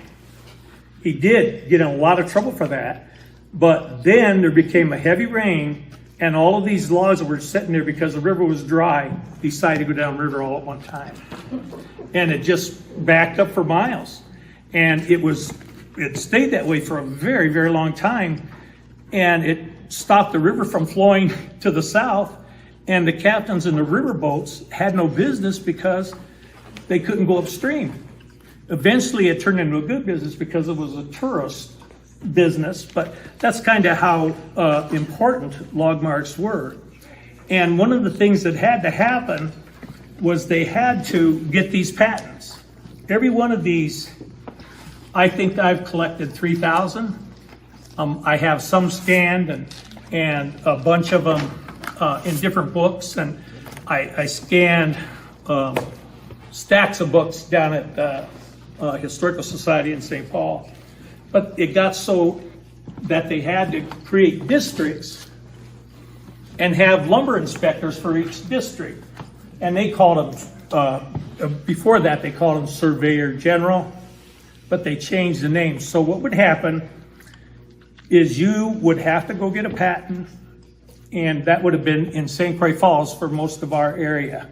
Anything that would eventually go down to St. Croix Falls, and you would have to show them what you wanted, and then you would pay them a fee, you would get your hammer, and then that was patented. And anybody that messed with that patent or that log, they made laws that were really, really tough for them. So they did that.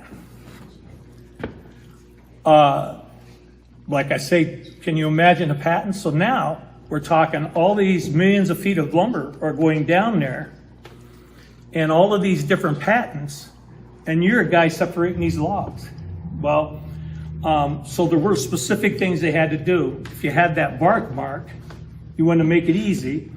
So they would put that log in the river and then take an axe and they would mark that log the way it floated. Now there were guys that got so good that they didn't even need to do that. They could judge a log and do it on shore, but that was a rarity. Then when they got the stamps, they had to take the stamp and they had to hit it on the log, and it had to be 3 inches from the bark, and then it had to be 1, 2, 3, so no matter which way the log floated, they would be able to read the bark. So, and here you are, you're talking millions of feet, and John, I thank you for the use of your hammer with the handle. John is that runs the Solon Springs Museum, is one of them. Him and his wife, where are you, John? Right over there. And a lot of things happen just by happenstance, but John had some things he wanted to share because they had doubles of them, and I went over to take a look. And you know, we got 20,000 log patents and all kinds of different years and different things that go on. And I go to his museum and he's giving me a tour, and lo and behold, he had the PY. I have the PY. My PY came from the Nanamakagan River. His PY came from somewhere over there by Solon Springs. And that then so happened to be somebody that's really connected to this town. And I'm going to read Brian's little biography that I stole off Facebook because he does it so well. And that patent belonged to E.P. Mackey. What did I do with my stuff here? There we go. I'm getting tangled up. I'm on steroids and it's the last day. But sorry to hear that. yeah, I'm gonna go get another prescription.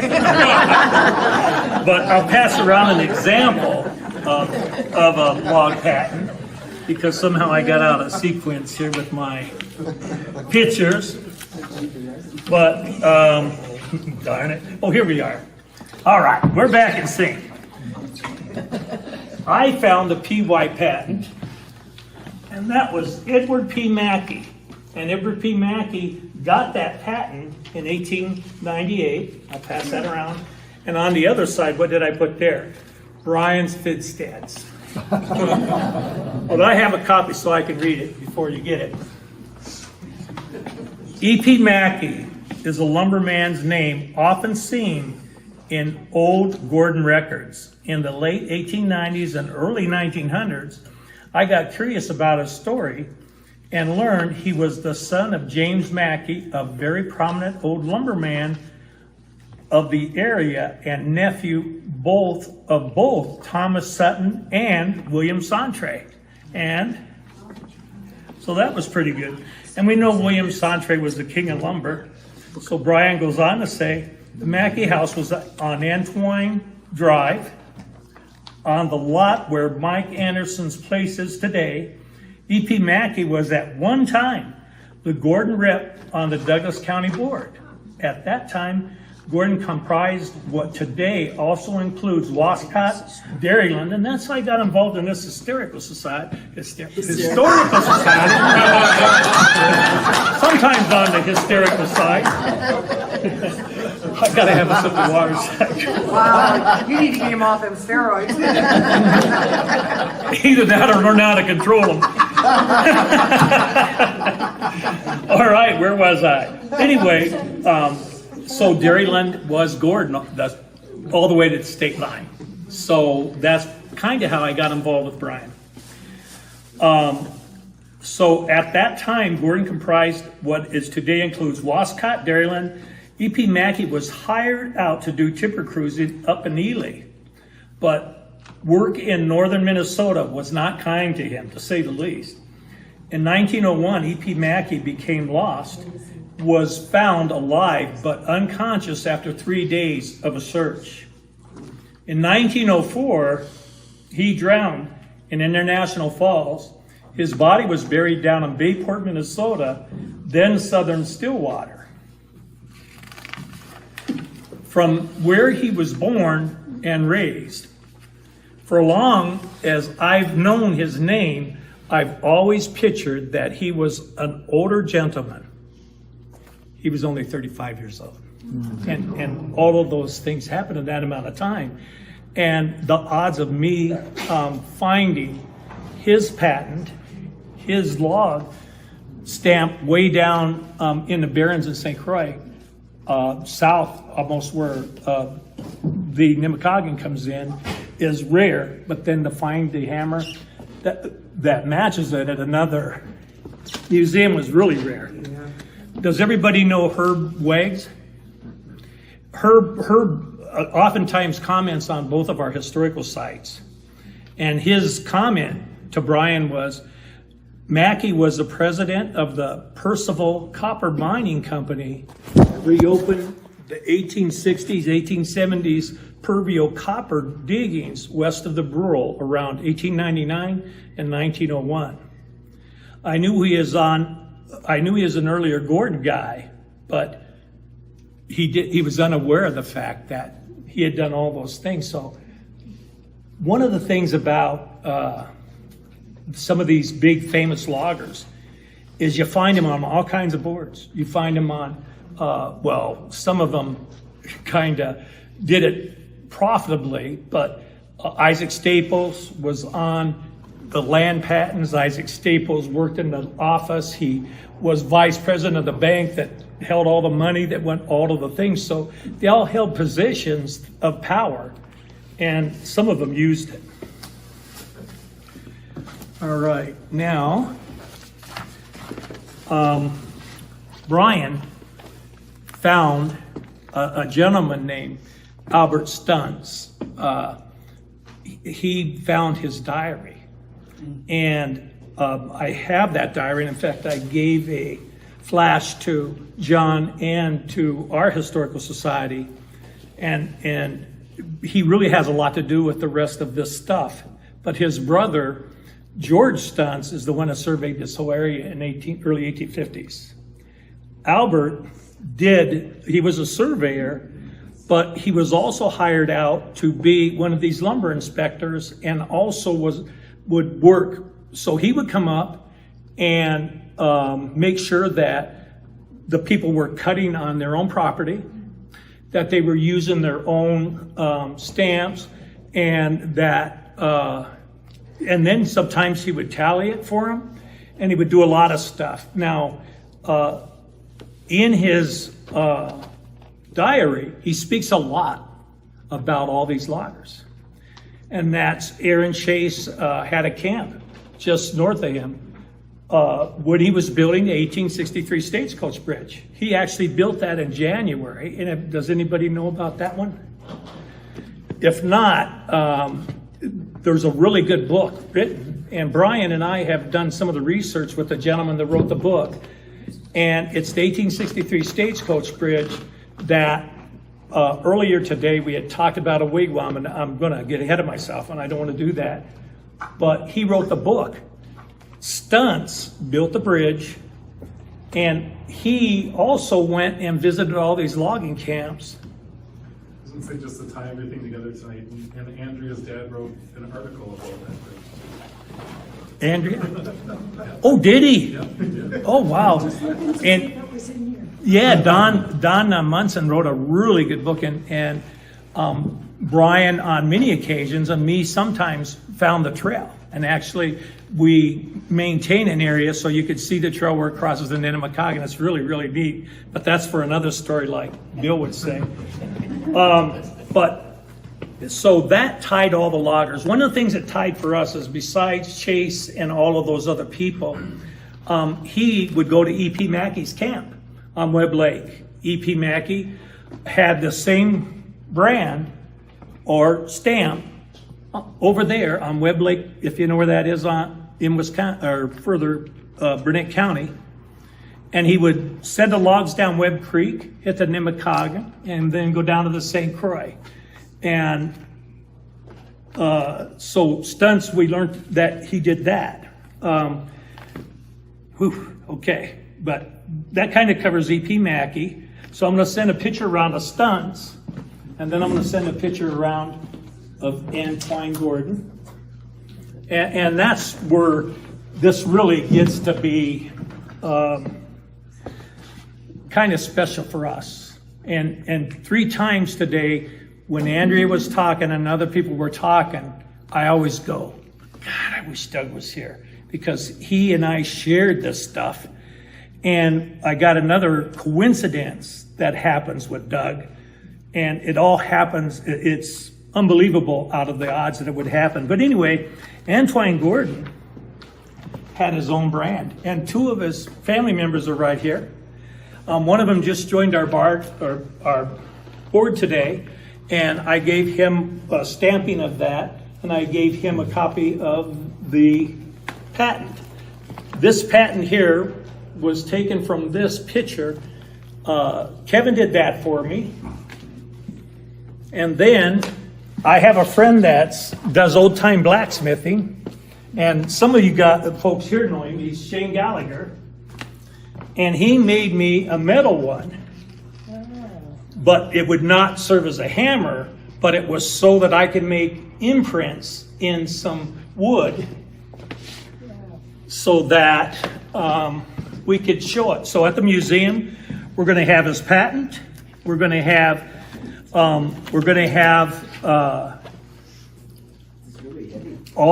very heavy. And I had to hit that imprint with the hammer. Now here is the original page, 1892, and then I made a clearer part, and we got one of those at the museum.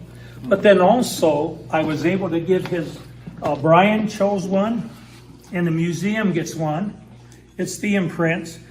And then I was able to give one to his descendants, which was kind of cool. And I have one for Mary, so that'll be nice. Now we'll take his imprint, and I'm skipping pages for you. Brian did this with it. So we went from that raw thing that the Survey General in Stillwater hand wrote thousands of patents on them tablets, and we took that from there. And then there's a couple other ideas that come up with that. And can I share that? And then we have a vision of that flag flying at Antoine Gordon's spot. Not close to where the wigwam and where the flag for the Civil War flag that we're going to put up there to honor Edward Gordon. So that really is exciting. Can I ask, Yeah. what do those symbols mean? Like all the others are like Western letters. Mm-hmm. Everybody had a reason. One of my favorites is Babyfoot. Everybody tried to fight for that pattern. Ryan and I put our heads together for a while, and we go, what did Antoine intend this to be? Did he have a reason for what he did here? And I'm going to guess from everything that I know, from his descendants and from what I think about him, that it had a meaning. He just did not say, they call it star, star, diamond, star. And that's how they related to star. Did I pass this around yet?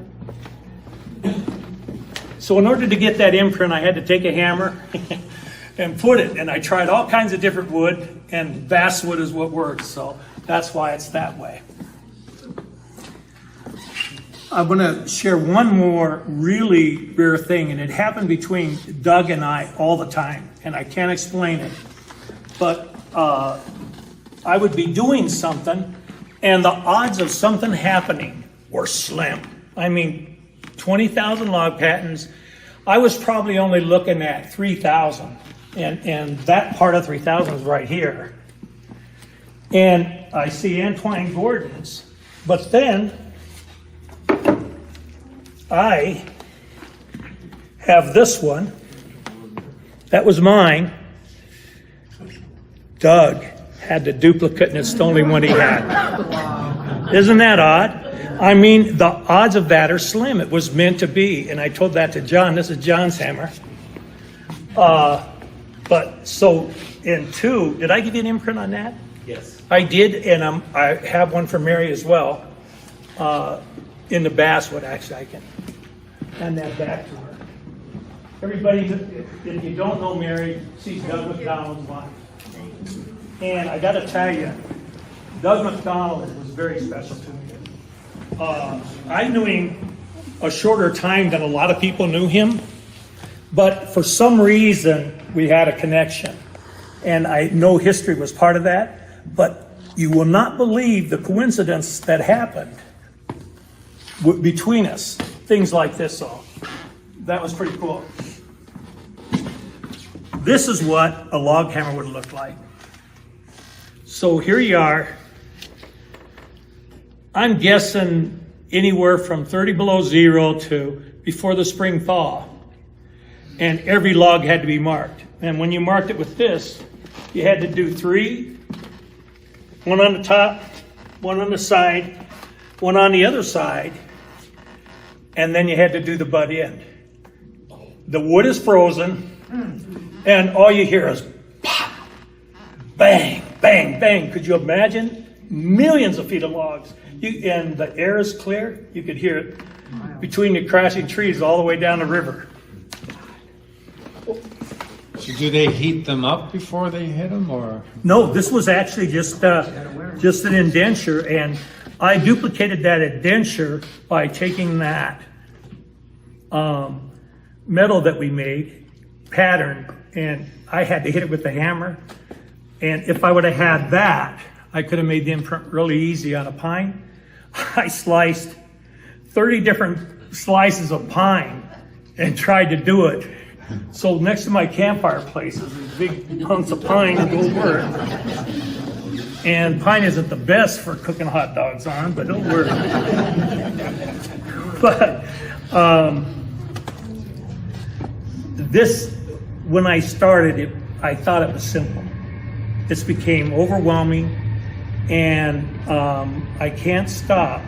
And there's so many patents that now I have to stop looking for them and spend more time identifying and doing them. But I don't think I totally answered your question.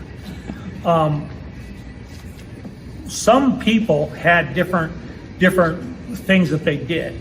Some people used the initials of a log foreman. Some people would go W1, W2, and then each logger that worked for them would use that. There was no real symptoms or system. It was just whatever they felt. And it got trickier because there got to be so many patents that when you went to do a patent, you had to be creative. You had to make it work real good. This is the duplicate. This was Doug's, so I hope I held that one up when I did it right. Another point that I want to bring, and it's going to, first of all, is there any questions on log patents? And I know I was very brief, but I saw a couple sleepers. The one with the 3 zigzags, which one is that? Oh, Musser Santre. The 3 Z's. I found one of those logs. That flood pushed it up on shore, like maybe close to 10 years ago. That's Musser Santre, and he used it a lot in different areas. And sometimes he would vary. And it's called a triple S, even though it looks like a Z, but it's called a triple S. And that was his patent. And so you would see a lot of these. Where do people find the stamps? You know, Doug's not there to answer it. I don't know if he told Mary, but I got lucky because there's a gentleman that, and Andrea, you may know him, and I think my group would know him, Wayne Lee, Arlene Lee. I believe they came to your church. She was a school teacher, but anyway, we give him rides to the hospital because he can't drive, or to the doctors and different things. And he happened to have a collection, and he wanted to give them to me. Wow. And that was one of the things that got me really going. And that's what got me in touch with Andy, because I wanted to learn more about log patterns. And I knew Hayward was a very, very big place. And there's a gentleman that wrote a book. And I think Andy told me about that, but his name was Howard Peddle. It is Robert Finstead here? Ron, that's it, yeah. Ron. Is this the book you've seen at the historic? It looks a lot like yeah. that, yeah. Him and I were on the phone talking, and he thought this book might have been in the museum. But he wrote a really good book on the ones for our area, and it has the districts. And in fact, the district thing that I passed around was his. So if you get in here, it lists log patterns and some of the reasons they did it. It was very well put together. And I think he might have used 300. So you can see how overwhelming thousands are.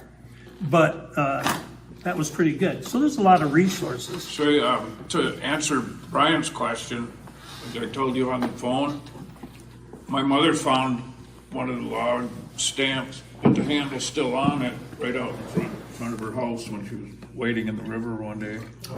And I'm going to guess the area that Clarence Lee, Wayne Lee's father, worked was the Barrens, close to where the St. Croix and Anamakagan was. And I know that because I know of all the logging camps that they knew, and now all the logging camps that we know. Between Brian, Eric, and I, we probably know of 30 logging camps. And many of them we haven't explored. We learned them through technology, history, research, and 1938 photos. But you will never believe how many logging camps there were. On my lake, north of me, less than a mile was one. You go on the same creek south of my place, and there's 4 more, and that's within 5 miles. So some of them were because they would cut all the logs and then move, but they're anywhere from the 1880s to 1910. And Brian, how many of you found that you want us to go explore? Oh, yeah. And so it was amazing how many logging camps there were and what they were. One of the things I thought about when Andy was talking, when she was talking about the millions of feet, there were a couple of really big things that happened that drove the need for logs. One was the Civil War. They needed ammo boxes. They needed wagons. They needed everything that was wood, cannons. They needed everything. And they built trains during that time, and they had to have cars that were built out of trains, and they were hauling people. Massive amounts of pine went to that cause. And if you think about it, 1863 is when they were really logging heavy in our area. I know Aaron Chase was on 1865 close to Stunt's Camp, but some of that pine would wind up for the Civil War. And then another really big one was the fire in Chicago. Millions upon millions of board feet to replace the buildings that had burnt. So that's how much our pine did. Now, we lost our pine, but we built America. We lost our pine, and our pine was going to St. Louis, it was going to Chicago, it was going everywhere. And that's how Weyerhaeuser got started in this area. He was in Illinois, and he had a sawmill, and he was at risk waiting for logs to come down that he could buy to Illinois. And then he said, wait, why am I doing that? Then he started working his way up, and that's when he hit the Chippewa River, and there was a war there because these sawmill guys didn't want to see their log wood go to St. Louis. So he was a good enough negotiator that he brought them together and formed a company so that everybody could prosper, which was another reason the pine went really fast, is because now they're all getting along and throwing the logs in the river. So that was kind of interesting. John, It just occurred to me a couple of years ago, I pulled a log out of the St. Croix, because they get buried in the muck and they'll float up every once in a while. So I pulled one out and it's got a stamp on it, and I never even was thinking stamps then, but I still have it, so I'll take a picture of it. Yeah, do. Send it to you. I have a friend in Chippewa Falls that is mostly an electronical friend right now, but we're going to get together. And he does the Chippewa River, and he has hundreds of logs. And he has collected maybe 50 of his own stamps, and he's on the board to the St. Croix Valley Historical Society. And one of his friends works for the waterworks, so they've got access, and they're pulling them up every day. This here came, you think sometimes it comes from the flooding water, but sometimes it comes from the low water causing it. Vern Drake, the town chairman, and I were out looking at what they used to believe was the Big Fish Trap Rapids, if anyone's ever heard of it. Read the book, Cecilia, where they'd stop and fish and trap fish on their way down to St. Croix before the berries were ripe, and that's one of the first things they did. But anyway, we were there, and I got a picture of Vern sitting on a log on the shore, and I went out and I was flying my drone, and I went by him, and I didn't realize my log there with the big LAX was right in front of me. So I came back with my nephews, and we were walking, and he goes, "Well, what's that?" And I go, "Oh my God, that's a log mark." I mean, it was right there. We walked by it 3 times, so that was pretty cool. That was really cool. I probably should move on to the next thing because it's getting long, but were any questions about log patterns or marks? There's a story I want Ron to tell me that he shared with me about what some guys would cheat with their hammer when they were working for your dad. Well, they'd take their, didn't have chainsaws, but they'd take the cross cut and they'd cut the mark off. And put theirs on. And put another mark on, and they'd cut off an inch or so. So some poor guy's getting paid by the piece, and this was logger or cutter specific, not logging campus specific. But what makes me think of that is you got a good system going here, but it still got beat, and there's still thieves. There was places on the Chippewa River and the St. Croix River where years later, people would run across these big piles of cookies that were cut with somebody's log mark on it. And somebody else had stamped it and sent it down the river and took credit for it. So there were thieves in everything they did. Any questions about that? I know I didn't get too detailed on how it progressed and stuff like that.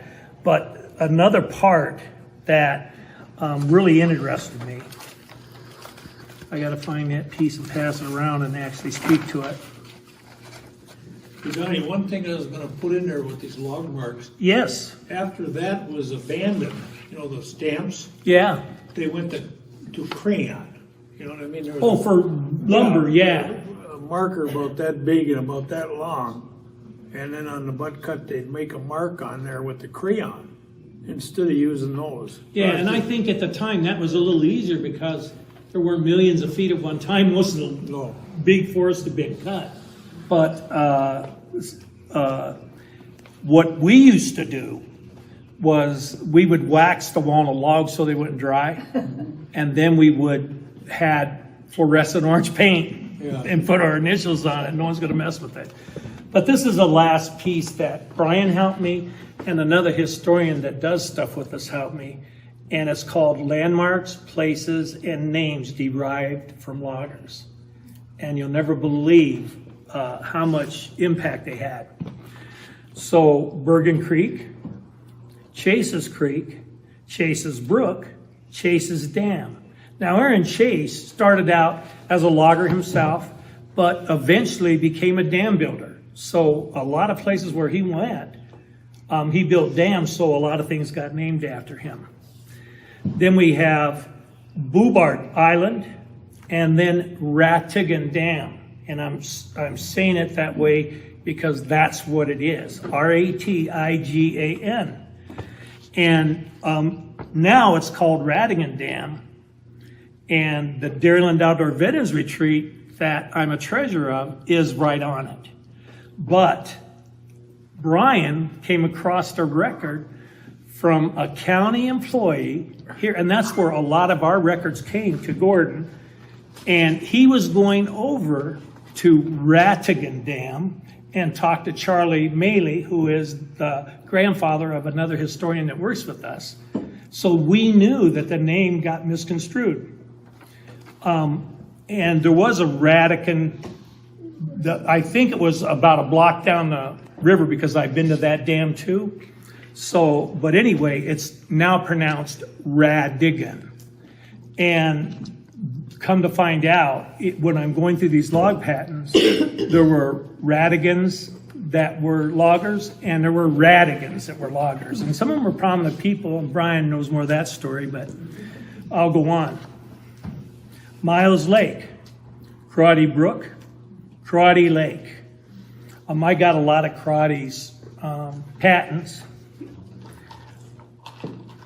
Town of Barnes, Sullivan Lake, Santree's Pocket, Blackburn Road, Blackburn Dam, Moore's Farm, Creek, Holmes Camp Road, Arnold Creek, Buckley Island Road, Weyerhaeuser Mine, McGraw Lake, Big McGraw Lake Road, and Little McGraw Lake Road, and McGraw Lake Road. All named after log foremen that also built dams and logged in our area. And then Perkins Creek. Yeah, Perkins Creek, Perkins Trail. And all of them were loggers, and I have their patents. And until I got those patents and knew the general area that they were working in, I didn't know that that was 100% fact, but this really verifies everything that I thought. Native American names: Benjamin, Arbuckle, Holmes, Sullivan, Taylor, Staples, St. John, and Sutton. And then, like I put on here, this is a work, we're working on it. It's a process that we're going to continue until we get all the names, and we might find a patent, we might find a record, or we might find something else that verifies what we're doing. But one of the things that you glean out of one of these records is you glean the patent, when it was patented, who cut the wood, and who owned the wood.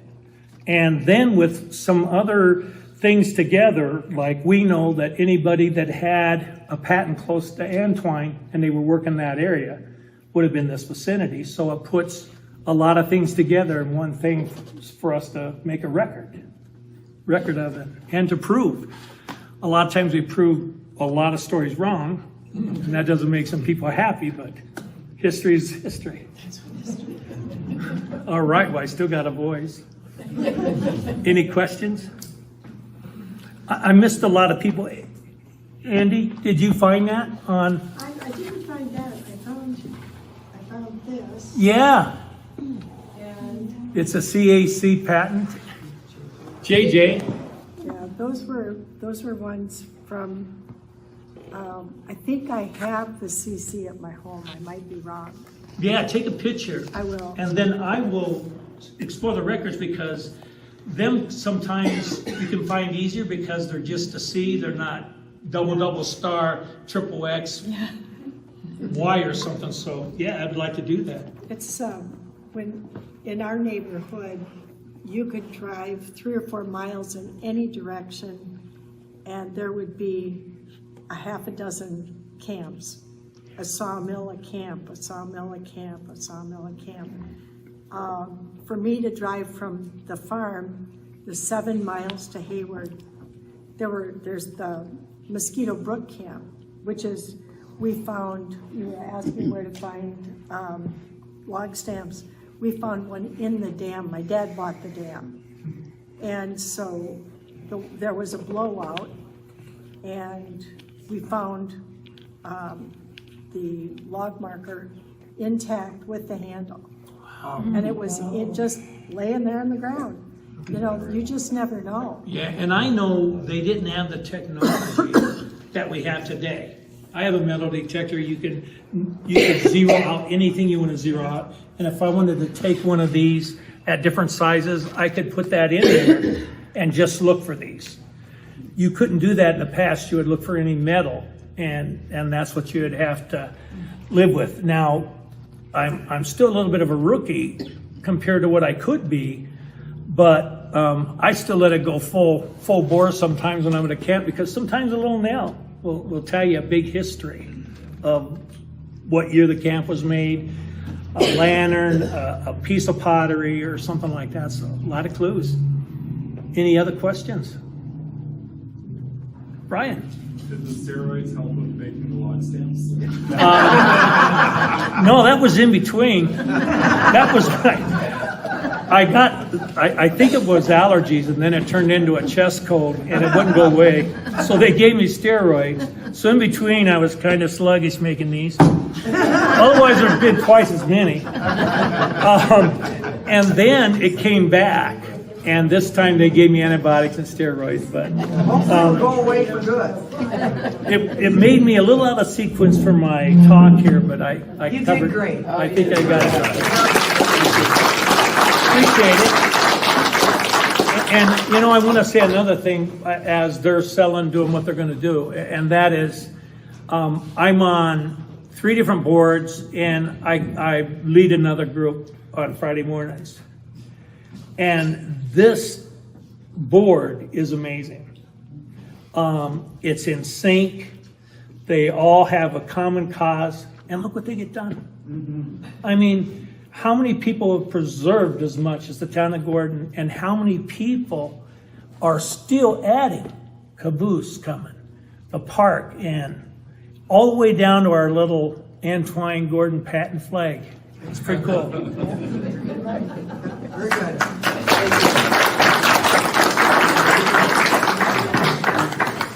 Did we lose Bill and Oh, he is, okay. I felt bad because I kept him a long time, and he told me he was going to fall asleep at 8.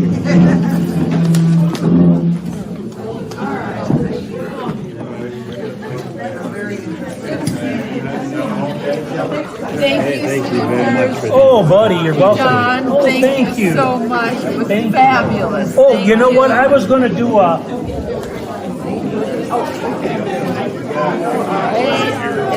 as you folks are leaving and you want to know more about Antoine Gordon, this is the book. Oh, Mr. Gordon's Neighborhood. That's the book.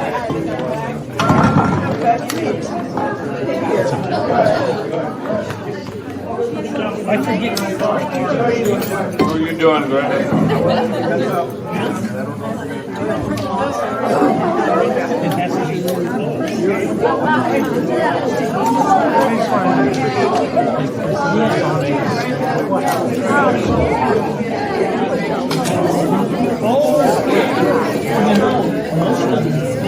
These are the what you have.